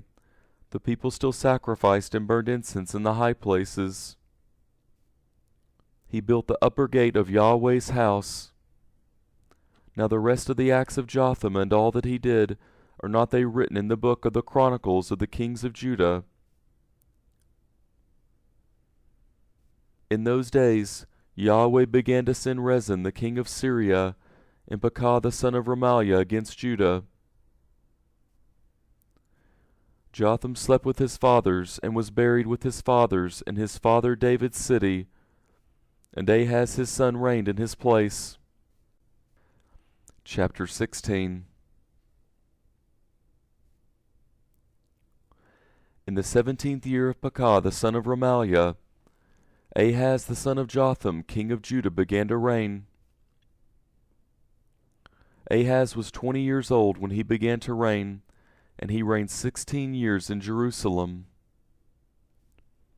He did not do that which was right in Yahweh his God's eyes, like David his father. But he walked in the way of the kings of Israel, yes, and made his son to pass through the fire, according to the abominations of the nations whom Yahweh cast out from before the children of Israel. He sacrificed and burned incense in the high places, on the hills, and under every green tree. Then Rezin king of Syria and Pekah son of Remaliah king of Israel came up to Jerusalem to wage war. They besieged Ahaz, but could not overcome him. At that time Rezin king of Assyria recovered Elath to Syria, and drove the Jews from Elath. And the Syrians came to Elath and lived there to this day. So Ahaz sent messengers to Tiglath-Pileser king of Assyria, saying, I am your servant and your son. Come up and save me out of the hand of the king of Syria, and out of the hand of the king of Israel, who rise up against me. Ahaz took the silver and gold that was found in Yahweh's house, and in the treasuries of the king's house, and sent it for a present to the king of Assyria. The king of Assyria listened to him, and the king of Assyria went up against Damascus and took it, and carried its people captive to Kir, and killed Rezin. King Ahaz went to Damascus to meet Tiglath-Pileser king of Assyria, and saw the altar that was at Damascus. And King Ahaz sent to Uriah the priest a drawing of the altar and plans to build it. Uriah the priest built an altar, according to all that King Ahaz had sent from Damascus. So Uriah the priest made it for the coming of King Ahaz from Damascus. When the king had come from Damascus, the king saw the altar, and the king came near to the altar and offered on it. He burned his burnt offering and his meal offering, poured his drink offering, and sprinkled the blood of his peace offerings on the altar. The bronze altar which was before Yahweh he brought from the front of the house, from between his altar and Yahweh's house, and put it on the north side of his altar. King Ahaz commanded Uriah the priest, saying, On the great altar burn the morning burnt offering, the evening meal offering, the king's burnt offering, his meal offering, with the burnt offering of all the people of the land, their meal offering and their drink offerings, and sprinkle on it all the blood of the burnt offering, and all the blood of the sacrifice. But the bronze altar will be for me to inquire by. Uriah the priest did so, according to all that King Ahaz commanded. King Ahaz cut off the panels of the bases, and removed the basin from off them, and took down the sea from off the bronze oxen that were under it, and put it on a pavement of stone. He removed the covered way for the Sabbath that they had built in the house, and the king's entry outside to Yahweh's house, because of the king of Assyria. Now the rest of the acts of Ahaz which he did, are not they written in the book of the chronicles of the kings of Judah? Ahaz slept with his fathers, and was buried with his fathers in David's city, and Hezekiah his son reigned in his place. Chapter 17. In the 12th year of Ahaz king of Judah, Hoshea the son of Elah began to reign in Samaria over Israel for 9 years. He did that which was evil in Yahweh's sight, yet not as the kings of Israel who were before him. Shalmaneser king of Assyria came up against him, and Hoshea became his servant, and brought him tribute.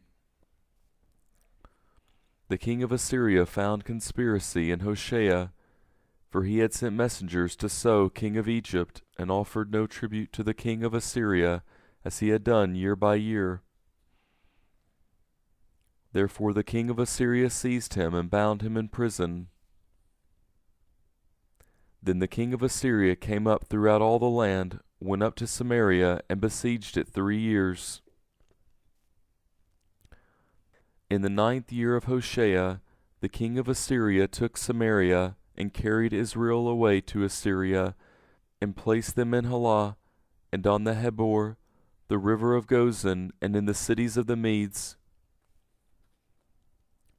It was so because the children of Israel had sinned against Yahweh their God, who brought them up out of the land of Egypt from under the hand of Pharaoh king of Egypt, and had feared other gods, and walked in the statutes of the nations, whom Yahweh cast out from before the children of Israel, and of the kings of Israel which they made. The children of Israel secretly did things that were not right against Yahweh their God, and they built high places for themselves in all their cities, from the tower of the watchman to the fortified city. And they set up for themselves pillars and Asherah poles on every high hill, and under every green tree, and there they burned incense in all the high places, as the nations whom Yahweh carried away before them did. And they did wicked things to provoke Yahweh to anger, and they served idols, of which Yahweh had said to them, You shall not do this thing. Yet Yahweh testified to Israel and to Judah by every prophet and every seer, saying, Turn from your evil ways, and keep my commandments and my statutes, according to all the law which I commanded your fathers, and which I sent to you by my servants the prophets. Notwithstanding they would not listen, but hardened their neck like the neck of their fathers, who did not believe in Yahweh their God. They rejected his statutes and his covenant that he made with their fathers, and his testimonies which he testified to them. And they followed vanity and became vain, and followed the nations that were around them, concerning whom Yahweh had commanded them that they should not do like them. They abandoned all the commandments of Yahweh their God, and made molten images for themselves, even 2 calves, and made an Asherah, and worshipped all the army of the sky, and served Baal. They caused their sons and their daughters to pass through the fire, used divination and enchantments, and sold themselves to do that which was evil in Yahweh's sight, to provoke him to anger. Therefore Yahweh was very angry with Israel, and removed them out of his sight. There was none left but the tribe of Judah only. Also Judah did not keep the commandments of Yahweh their God, but walked in the statutes of Israel which they made. Yahweh rejected all the offspring of Israel, afflicted them, and delivered them into the hands of raiders, until he had cast them out of his sight. For he tore Israel from David's house, and they made Jeroboam the son of Nebat king. And Jeroboam drove Israel from following Yahweh, and made them sin a great sin. The children of Israel walked in all the sins of Jeroboam which he did. They did not depart from them, until Yahweh removed Israel out of his sight, as he said by all his servants the prophets. So Israel was carried away out of their own land to Assyria to this day. The king of Assyria brought men from Babylon, from Cutha, from Ava, and from Hamath, and from Sepharvaim, and placed them in the cities of Samaria instead of the children of Israel. And they possessed Samaria and lived in its cities. So it was at the beginning of their dwelling there that they did not fear Yahweh. Therefore Yahweh sent lions among them, which killed some of them. Therefore they spoke to the king of Assyria, saying, The nations which you have carried away and placed in the cities of Samaria do not know the law of the God of the land. Therefore he has sent lions among them, and behold, they kill them, because they do not know the law of the God of the land. Then the king of Assyria commanded, saying, Carry there one of the priests whom you brought from there, and let them go and dwell there, and let him teach them the law of the God of the land. So one of the priests whom they had carried away from Samaria came and lived in Bethel, and taught them how they should fear Yahweh. However, every nation made gods of their own, and put them in the houses of the high places which the Samaritans had made, every nation in their cities in which they lived. The men of Babylon made Succoth-Benoth, and the men of Cuth made Nergal, and the men of Hamath made Ashima, And the Avites made Nibhaz and Tartak. And the Sepharvites burned their children in the fire to Adrimelech and Anemelech, the gods of Sepharvaim. So they feared Yahweh, and also made from among themselves priests of the high places for themselves, who sacrificed for them in the houses of the high places. They feared Yahweh, and also served their own gods after the ways of the nations from among whom they had been carried away. To this day they do what they did before. They do not fear Yahweh, and they do not follow the statutes or the ordinances or the law or the commandment which Yahweh commanded the children of Jacob, whom he named Israel, with whom Yahweh had made a covenant and commanded them, saying, You shall not fear other gods, nor bow yourselves to them, nor serve them, nor sacrifice to them, but you shall fear Yahweh, who brought you up out of the land of Egypt with great power and with an outstretched arm, and you shall bow yourselves to him, and you shall sacrifice to him. The statutes and the ordinances and the law and the commandment which he wrote for you, you shall observe to do forevermore. You shall not fear other gods. You shall not forget the covenant that I have made with you. You shall not fear other gods, but you shall fear Yahweh your God, and he will deliver you out of the hand of all your enemies. However, they did not listen, but they did what they did before. So these nations feared Yahweh, and also served their engraved images, their children likewise, and their children's children, as their fathers did, so they do to this day. Chapter 18. Now in the 3rd year of Hoshea, son of Elah, king of Israel, Hezekiah the son of Ahaz, king of Judah, began to reign. He was 25 years old when he began to reign, and he reigned 29 years in Jerusalem. His mother's name was Abi, the daughter of Zechariah. He did that which was right in Yahweh's eyes, according to all that David his father had done. He removed the high places and broke the pillars and cut down the Asherah. He also broke in pieces the bronze serpent that Moses had made, because in those days the children of Israel burned incense to it, and he called it Nehushtan.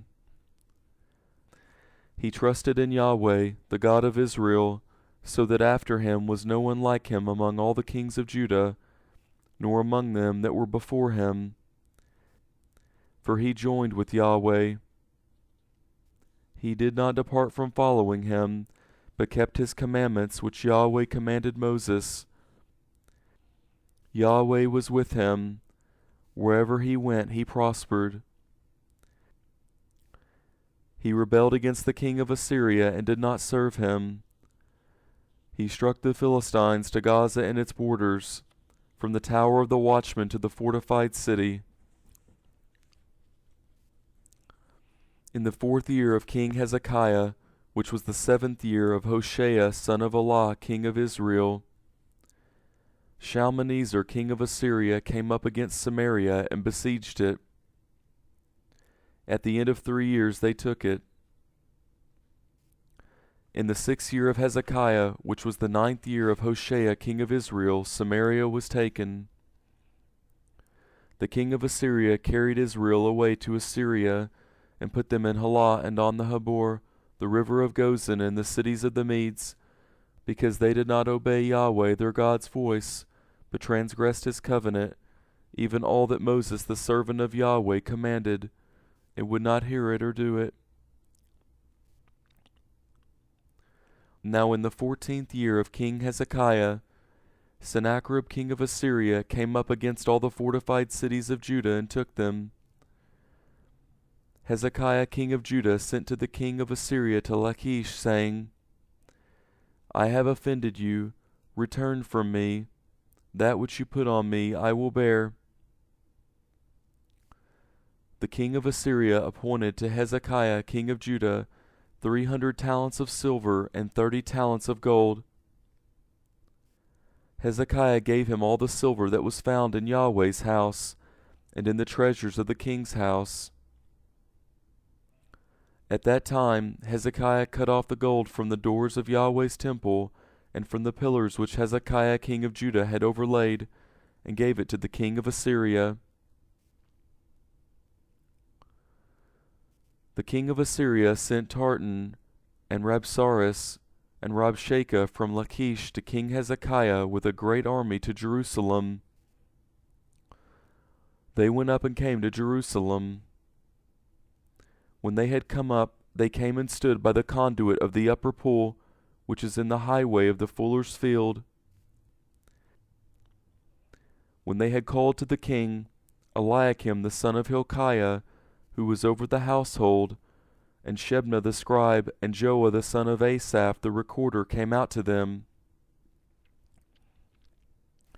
Rabshakeh said to them, Say now to Hezekiah, Thus says the great king, the king of Assyria, What confidence is this in which you trust? You say, but they are but vain words. There is counsel and strength for war. Now on whom do you trust that you have rebelled against me?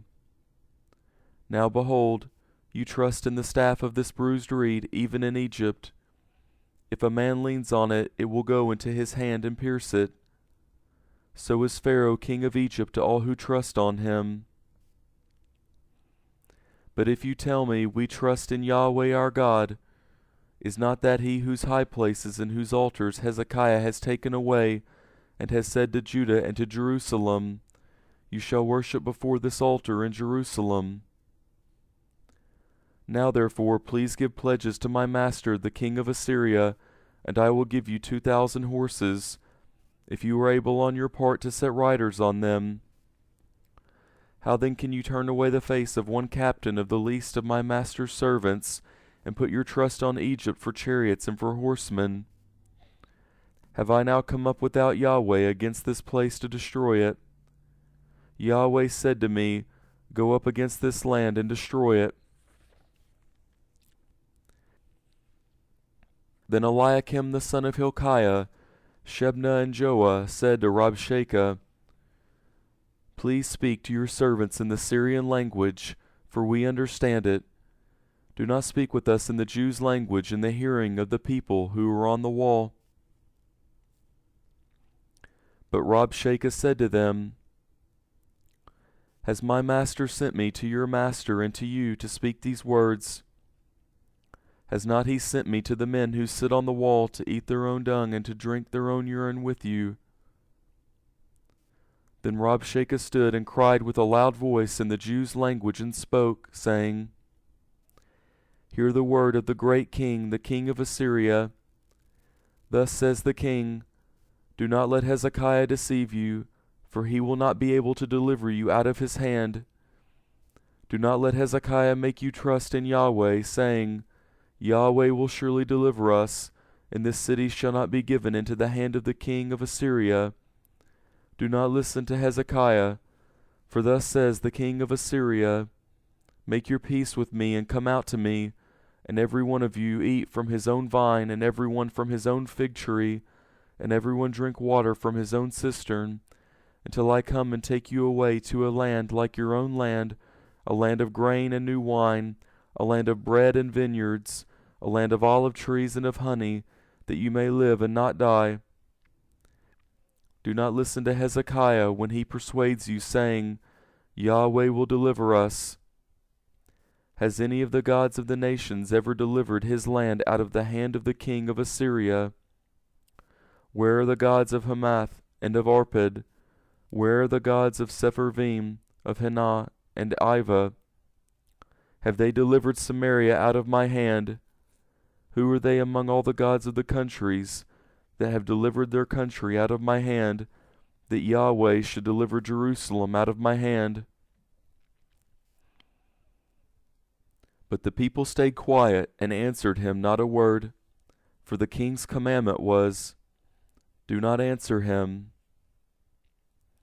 Then Eliakim the son of Hilkiah, who was over the household, came with Shebna the scribe, and Joah the son of Asaph the recorder, to Hezekiah with their clothes torn, and told him Rabshakeh's word. Chapter 19. When King Hezekiah heard it, he tore his clothes, covered himself with sackcloth, and went into Yahweh's house. He sent Eliakim, who was over the household, Shebna the scribe, and the elders of the priest, covered with sackcloth, to Isaiah the prophet, the son of Amos. They said to him, Thus says Hezekiah, Today is a day of trouble, of rebuke, and of rejection, for the children have come to the point of birth, and there is no strength to deliver them. It may be Yahweh your God will hear all the words of Rabshakeh, whom the king of Assyria his master has sent to defy the living God, and will rebuke the words which Yahweh your God has heard. Therefore lift up your prayer for the remnant that is left.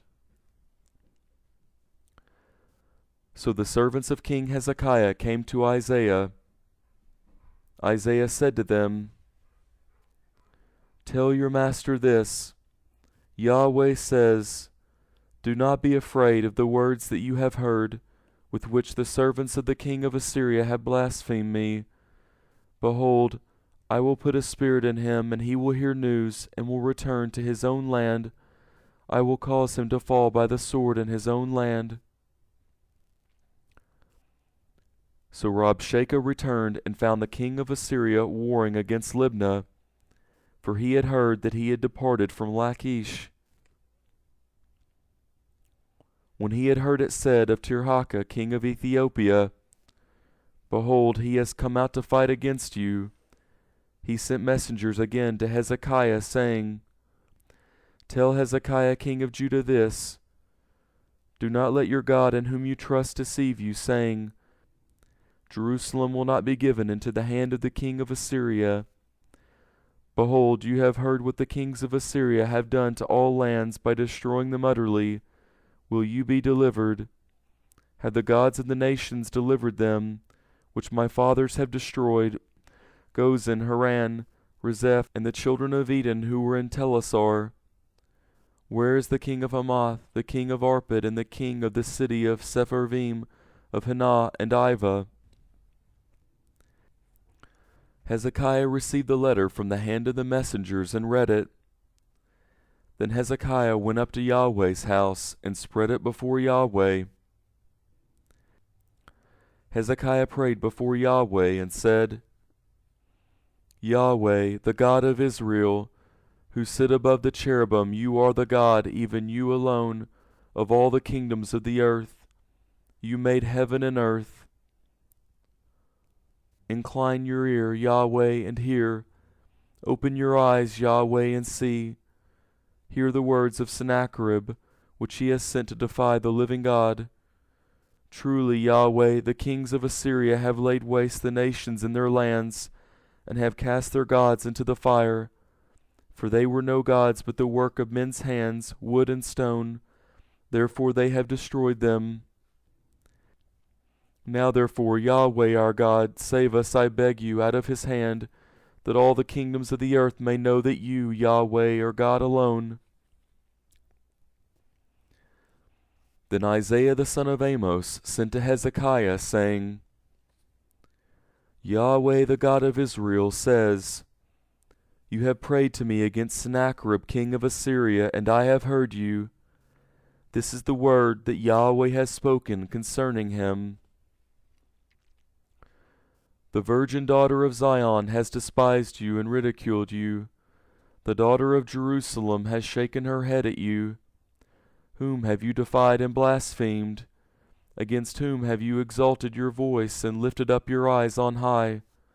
Against the Holy One of Israel.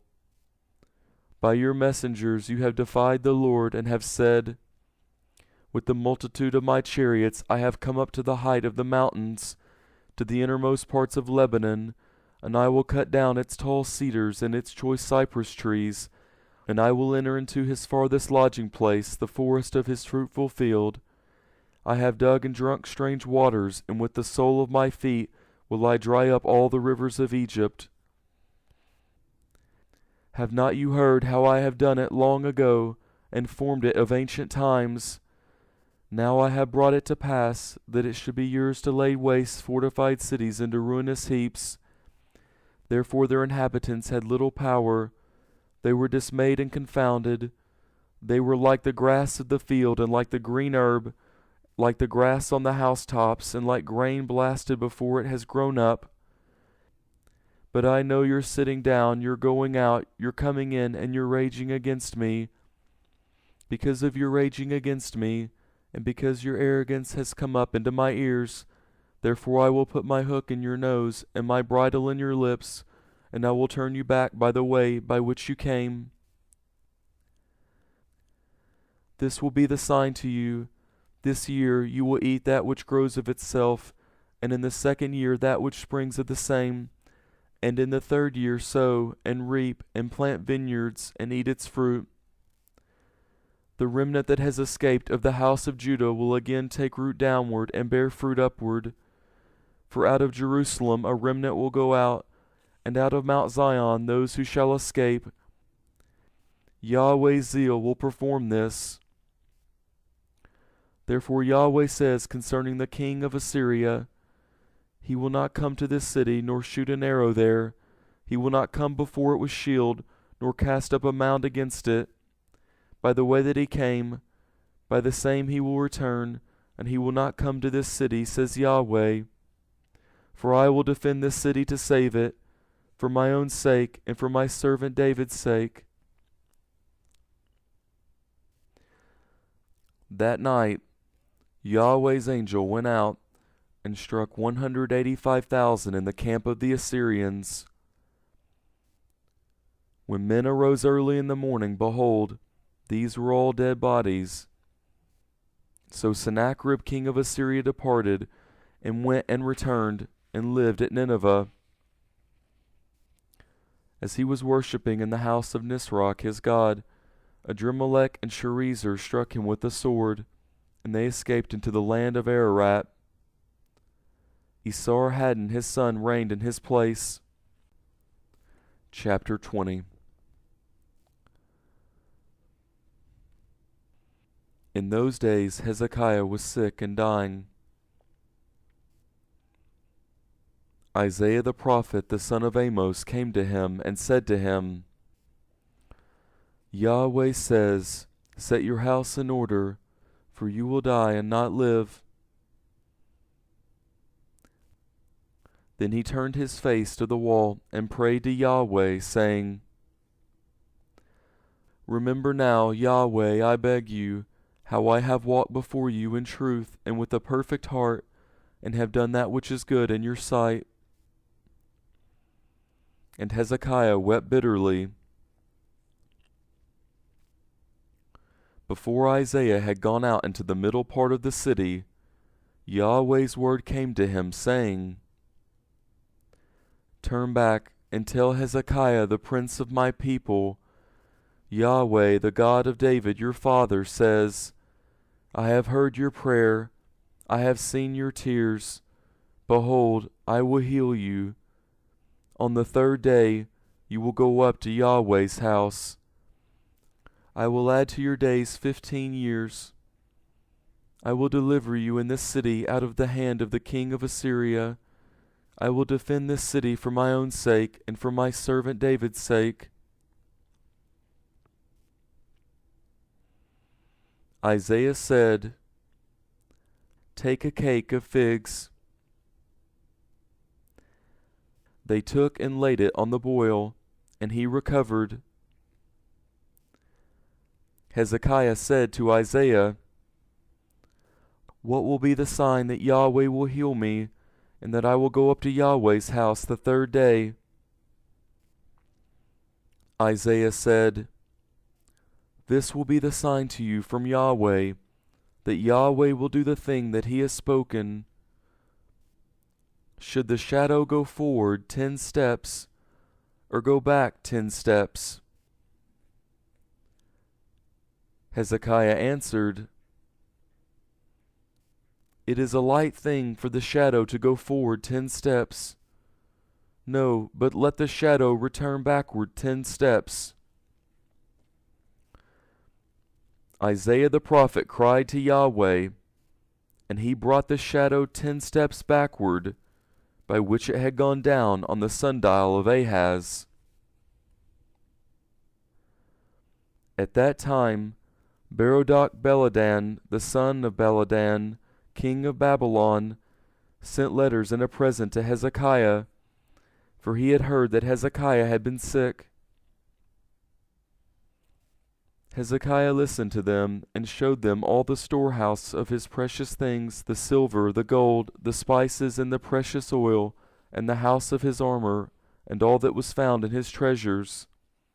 There was nothing in his house or in all his dominion that Hezekiah did not show them. Then Isaiah the prophet came to King Hezekiah and said to him, "What did these men say? From where did they come to you?" Hezekiah said, "They have come from a far country, even from Babylon." He said, "What have they seen in your house?" Hezekiah answered, "They have seen all that is in my house. There is nothing among my treasures that I have not shown them." Isaiah said to Hezekiah, "Hear Yahweh's word. Behold, the days come that all that is in your house, and that which your fathers have laid up in store to this day, will be carried to Babylon. Nothing will be left, says Yahweh. They will take away some of your sons who will issue from you, whom you will father, and they will be eunuchs in the palace of the king of Babylon." Then Hezekiah said to Isaiah, "Yahweh's word which you have spoken is good." He said moreover, "Is not it so, if peace and truth will be in my days?" Now the rest of the acts of Hezekiah, and all his might, and how he made the pool and the conduit, and brought water into the city, are not they written in the book of the Chronicles of the kings of Judah? Hezekiah slept with his fathers, and Manasseh his son reigned in his place. Chapter 21.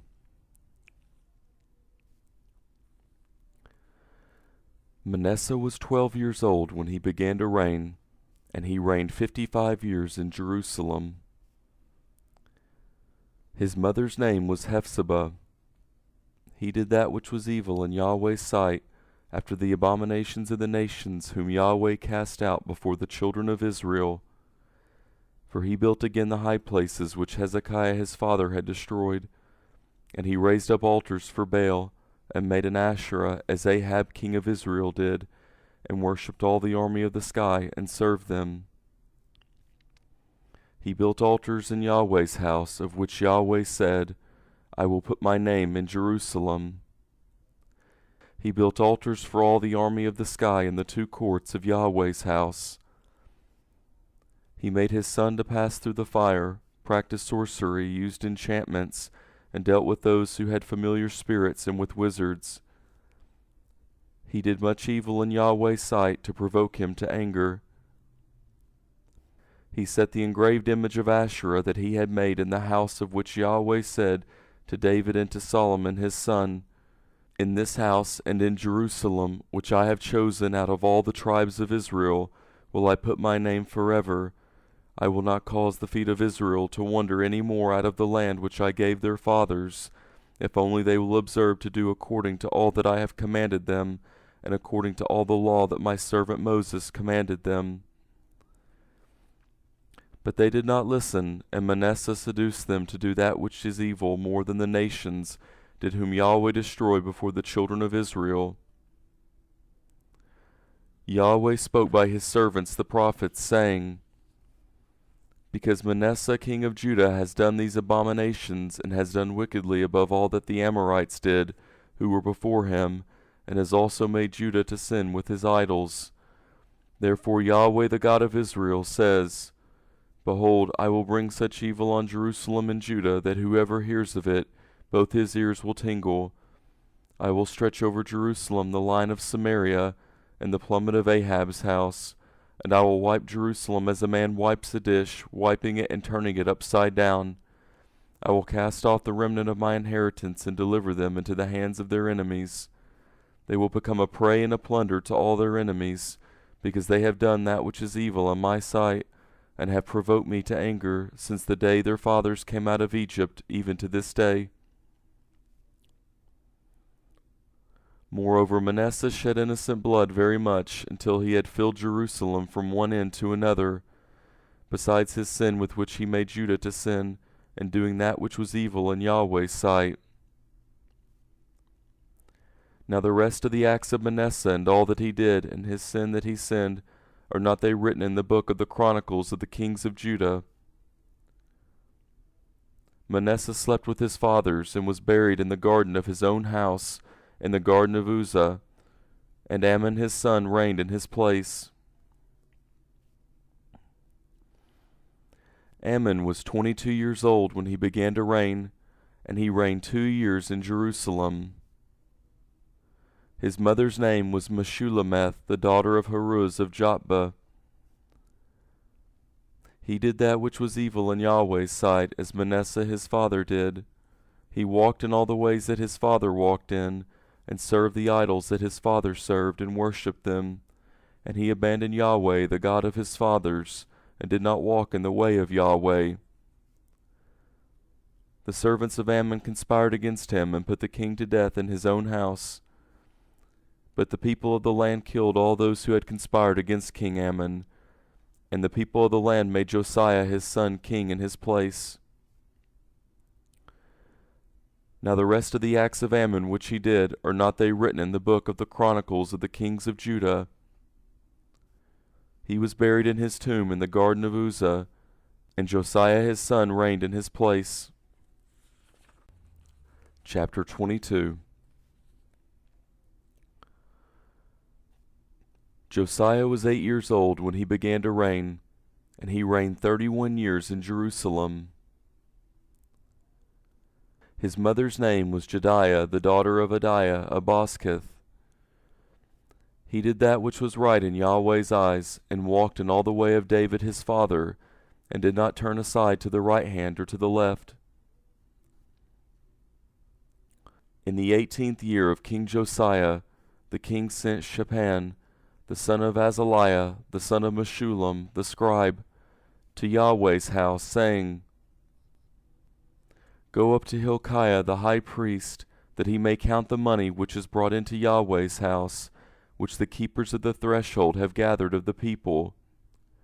Let them deliver it into the hand of the workmen who have the oversight of Yahweh's house, and let them give it to the workmen who are in Yahweh's house, to repair the damage to the house, to the carpenters, and to the builders, and to the masons, and for buying timber and cut stone to repair the house. However, there was no accounting made with them of the money that was delivered into their hand, for they dealt faithfully. Hilkiah the high priest said to Shaphan the scribe, I have found the book of the law in Yahweh's house. Hilkiah delivered the book to Shaphan, and he read it. Shaphan the scribe came to the king, and brought the king word again, and said, Your servants have emptied out the money that was found in the house, and have delivered it into the hands of the workmen who have the oversight of Yahweh's house. Shaphan the scribe told the king, saying, Hilkiah the priest has delivered a book to me. Then Shaphan read it before the king. When the king had heard the words of the book of the law, he tore his clothes. The king commanded Hilkiah the priest, Ahikam the son of Shaphan, Achbor the son of Micaiah, Shaphan the scribe, Asaiah the king's servant, saying, Go, inquire of Yahweh for me, and for the people, and for all Judah, concerning the words of this book that is found. For great is Yahweh's wrath that is kindled against us, because our fathers have not listened to the words of this book, to do according to all that which is written concerning us. So Hilkiah the priest, Ahikam, Achbor, Shaphan, and Asaiah went to Huldah the prophetess, the wife of Shallum the son of Tikvah, the son of Harhas, keeper of the wardrobe. Now she lived in Jerusalem in the 2nd quarter, and they talked with her. She said to them, Yahweh the God of Israel says, Tell the man who sent you to me, Yahweh says, Behold, I will bring evil on this place and on its inhabitants, even all the words of the book which the king of Judah has read, because they have forsaken me and have burned incense to other gods, that they might provoke me to anger with all the work of their hands. Therefore my wrath shall be kindled against this place, and it will not be quenched. But to the king of Judah who sent you to inquire of Yahweh, tell him, Yahweh the God of Israel says, concerning the words which you have heard, because your heart was tender, and you humbled yourself before Yahweh, when you heard what I spoke against this place and against its inhabitants, that they should become a desolation and a curse, and have torn your clothes and wept before me, I also have heard you, says Yahweh. Therefore, behold, I will gather you to your fathers, and you will be gathered to your grave in peace. Your eyes will not see all the evil which I will bring on this place. So they brought this message back to the king. Chapter 23.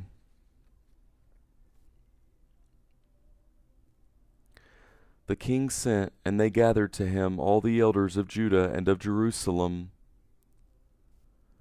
The king went up to Yahweh's house, and all the men of Judah and all the inhabitants of Jerusalem with him, with the priests, the prophets, and all the people, both small and great.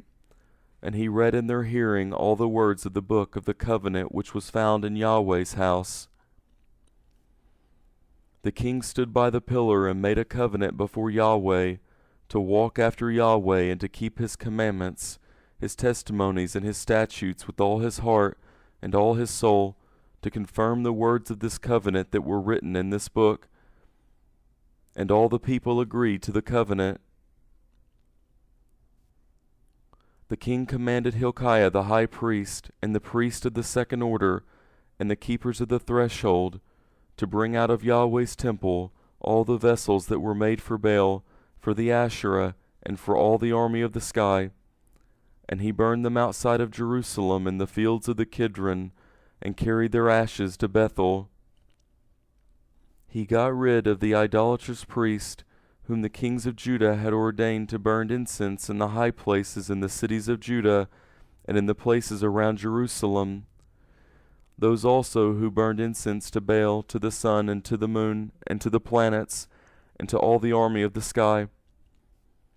He brought out the Asherah from Yahweh's house, outside of Jerusalem, to the brook Kidron, and burned it at the brook Kidron, and beat it to dust, and cast its dust on the graves of the common people. He broke down the houses of the male shrine prostitutes that were in Yahweh's house, where the women wove hangings for the Asherah. He brought all the priests out of the cities of Judah, and defiled the high places where the priests had burned incense, from Geba to Beersheba. And he broke down the high places of the gates that were at the entrance of the gate of Joshua, the governor of the city, which were on a man's left hand at the gate of the city. Nevertheless, the priests of the high places did not come up to Yahweh's altar in Jerusalem, but they ate unleavened bread among their brothers. He defiled Topheth, which is in the valley of the children of Hinnom, that no man might make his son or his daughter to pass through the fire to Molech. He took away the horses that the kings of Judah had given to the sun at the entrance of Yahweh's house, by the room of Nathan-Melech the officer, who was in the court, and he burned the chariots of the sun with fire. The king broke down the altars that were on the roof of the upper room of Ahaz, which the kings of Judah had made, and the altars which Manasseh had made in the 2 courts of Yahweh's house, and beat them down from there, and cast their dust into the brook Kidron.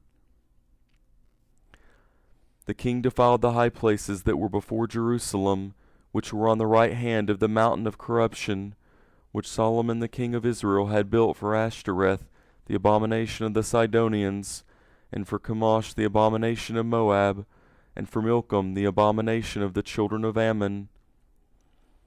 He broke in pieces the pillars, cut down the Asherah poles, and filled their places with men's bones. Moreover, the altar that was at Bethel, and the high place which Jeroboam the son of Nebat, who made Israel to sin, had made, even that altar and the high place he broke down, and he burned the high place, and beat it to dust, and burned the Asherah. As Josiah turned himself, he spied the tombs that were there in the mountain, and he sent and took the bones out of the tombs, and burned them on the altar, and defiled it, according to Yahweh's word which the man of God proclaimed, who proclaimed these things. Then he said, What monument is that which I see? The men of the city told him, It is the tomb of the man of God who came from Judah and proclaimed these things that you have done against the altar of Bethel. He said, Let him be, let no one move his bones. So they let his bones alone, with the bones of the prophet who came out of Samaria. All the houses also of the high places that were in the cities of Samaria, which the kings of Israel had made to provoke Yahweh to anger, Josiah took away and did to them according to all the acts that he had done in Bethel. He killed all the priests of the high places that were there on the altars, and burned men's bones on them, and he returned to Jerusalem. The king commanded all the people, saying, Keep the Passover to Yahweh your God, as it is written in this book of the covenant. Surely there was not kept such a Passover from the days of the judges who judged Israel, nor in all the days of the kings of Israel, nor of the kings of Judah. But in the 18th year of King Josiah, this Passover was kept to Yahweh in Jerusalem.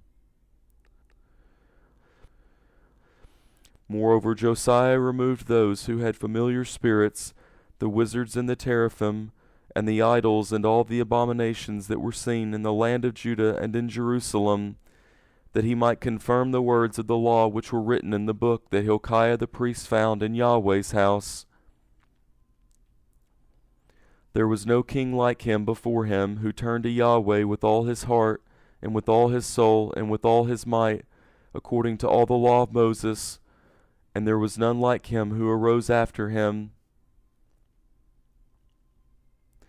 Notwithstanding, Yahweh did not turn from the fierceness of his great wrath, with which his anger burned against Judah, because of all the provocation with which Manasseh had provoked him. Yahweh said, I will also remove Judah out of my sight, as I have removed Israel, and I will cast off this city which I have chosen, even Jerusalem, and the house of which I said, My name shall be there. Now the rest of the acts of Josiah and all that he did, are not they written in the book of the chronicles of the kings of Judah?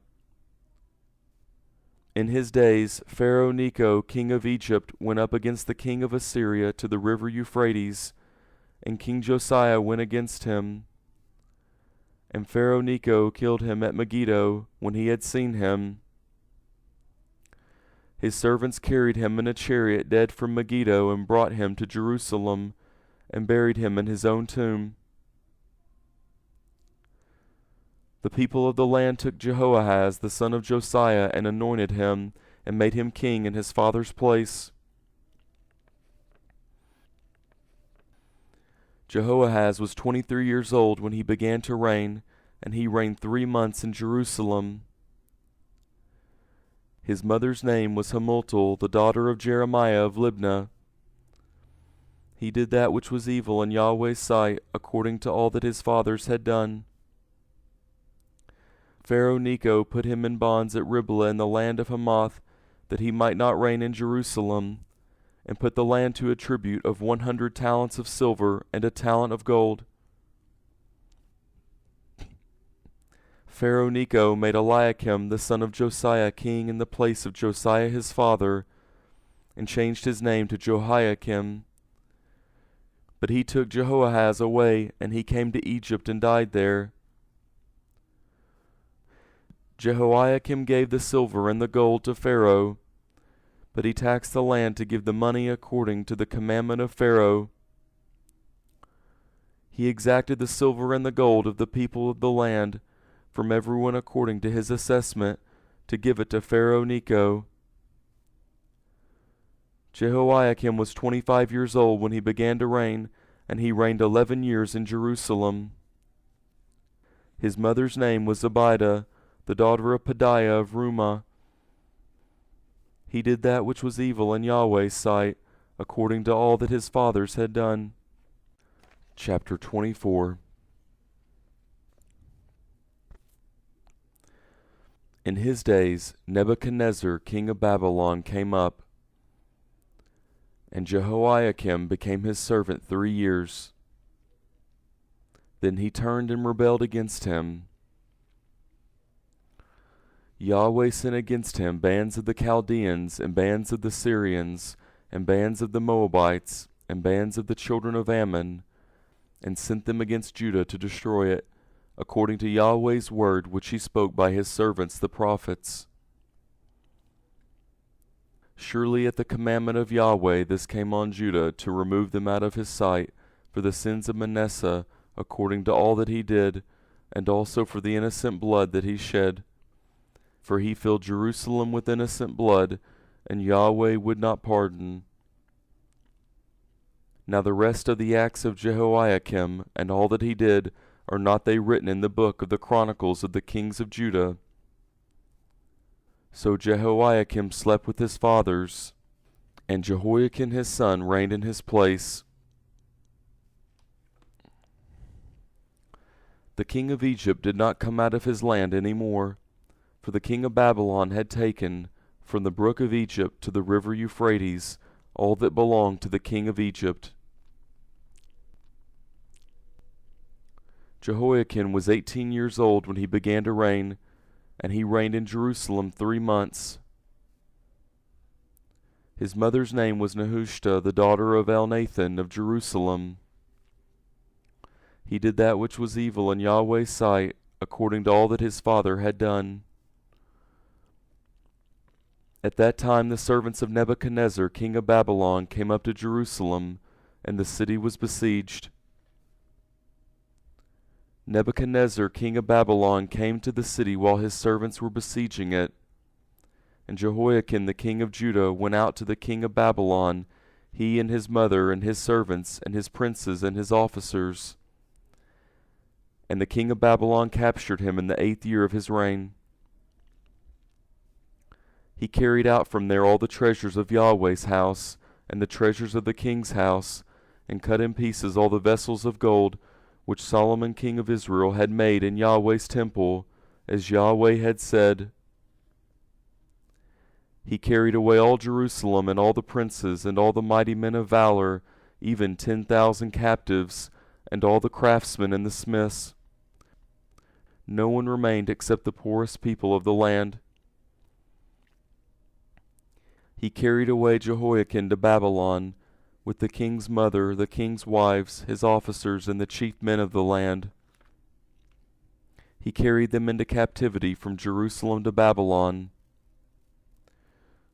All the men of might, even 7,000, and the craftsmen and the smiths 1,000, all of them strong and fit for war, even them the king of Babylon brought captive to Babylon. The king of Babylon made Mattaniah, Jehoiakim's father's brother, king in his place, and changed his name to Zedekiah. Zedekiah was 21 years old when he began to reign, and he reigned 11 years in Jerusalem. His mother's name was Hamutal, the daughter of Jeremiah of Libnah. He did that which was evil in Yahweh's sight, according to all that Jehoiakim had done. For through the anger of Yahweh this happened in Jerusalem and Judah, until he had cast them out from his presence. Then Zedekiah rebelled against the king of Babylon. Chapter 25.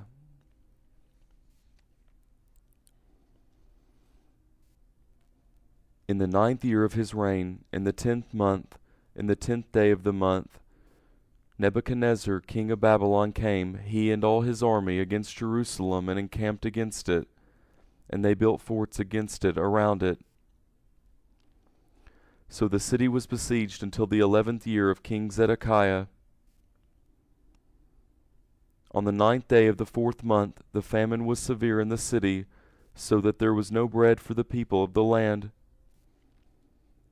Then a breach was made in the city, and all the men of war fled by night by the way of the gate between the two walls, which was by the king's garden. Now the Chaldeans were against the city around it, and the king went by the way of the Arabah. But the Chaldean army pursued the king and overtook him in the plains of Jericho, and all his army was scattered from him. Then they captured the king and carried him up to the king of Babylon to Riblah, and they passed judgment on him. They killed Zedekiah's sons before his eyes, then put out Zedekiah's eyes, bound him in fetters, and carried him to Babylon. Now in the 5th month, on the 7th day of the month, which was the 19th year of King Nebuchadnezzar king of Babylon, Nebuzaradan the captain of the guard, a servant of the king of Babylon, came to Jerusalem. He burned Yahweh's house, the king's house, and all the houses of Jerusalem, even every great house he burned with fire. All the army of the Chaldeans, who were with the captain of the guard, broke down the walls around Jerusalem. Nebuzaradan the captain of the guard carried away captive the residue of the people who were left in the city, and those who fell away, who fell to the king of Babylon, and the residue of the multitude. But the captain of the guard left some of the poorest of the land to work the vineyards and fields. The Chaldeans broke up the pillars of brass that were in Yahweh's house, and the bases and the bronze seat that were in Yahweh's house, and carried the brass pieces to Babylon. They took away the pots, the shovels, the snuffers, the spoons, and all the vessels of brass with which they ministered. The captain of the guard took away the firepans, the basins, that which was of gold, and gold, and that which was of silver, and silver. The 2 pillars, the 1 sea, and the bases, which Solomon had made for Yahweh's house, the brass of all these vessels was not weighed. The height of the 1 pillar was 18 cubits, and a capital of brass was on it. The height of the capital was 3 cubits, with network and pomegranates on the capital around it, all of brass, and the 2nd pillar with its network was like these. The captain of the guard took Sariah the chief priest, Zephaniah the 2nd priest, and the 3 keepers of the threshold. And out of the city he took an officer who was set over the men of war, and 5 men of those who saw the king's face, who were found in the city, and the scribe, the captain of the army, who mustered the people of the land, and 60 men of the people of the land who were found in the city. Nebuzaradan, the captain of the guard, took them, and brought them to the king of Babylon to Riblah. The king of Babylon attacked them, and put them to death at Riblah in the land of Hamath. So Judah was carried away captive out of his land. As for the people who were left in the land of Judah, whom Nebuchadnezzar, king of Babylon, had left, even over them he made Gedaliah, the son of Ahiakim, the son of Shaphan, governor. Now when all the captains of the forces, they and their men, heard that the king of Babylon had made Gedaliah governor, they came to Gedaliah to Mizpah, even Ishmael the son of Nethaniah, and Johanan the son of Kareah, and Sariah the son of Tanhumeth, the Netophathite, and Jazaniah the son of the Maacathite, they and their men.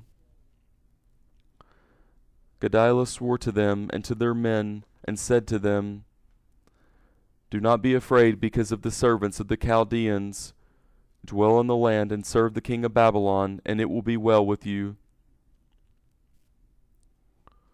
But in the 7th month, Ishmael the son of Nethaniah, the son of Elishama, of the royal offspring, came, and 10 men with him, and struck Gedaliah so that he died, with the Jews and the Chaldeans that were with him at Mizpah. All the people, both small and great, and the captains of the forces arose and came to Egypt, for they were afraid of the Chaldeans. In the 37th year of the captivity of Jehoiakim king of Judah, in the 12th month, on the 27th day of the month, Evil-Merodach king of Babylon, in the year that he began to reign, lifted up the head of Jehoiakim king of Judah out of prison, and he spoke kindly to him, and set his throne above the throne of the kings who were with him in Babylon, and changed his prison garments. Jehoiakim ate bread before him continually all the days of his life, and for his allowance there was a continual allowance given him from the king, every day a portion, all the days of his life.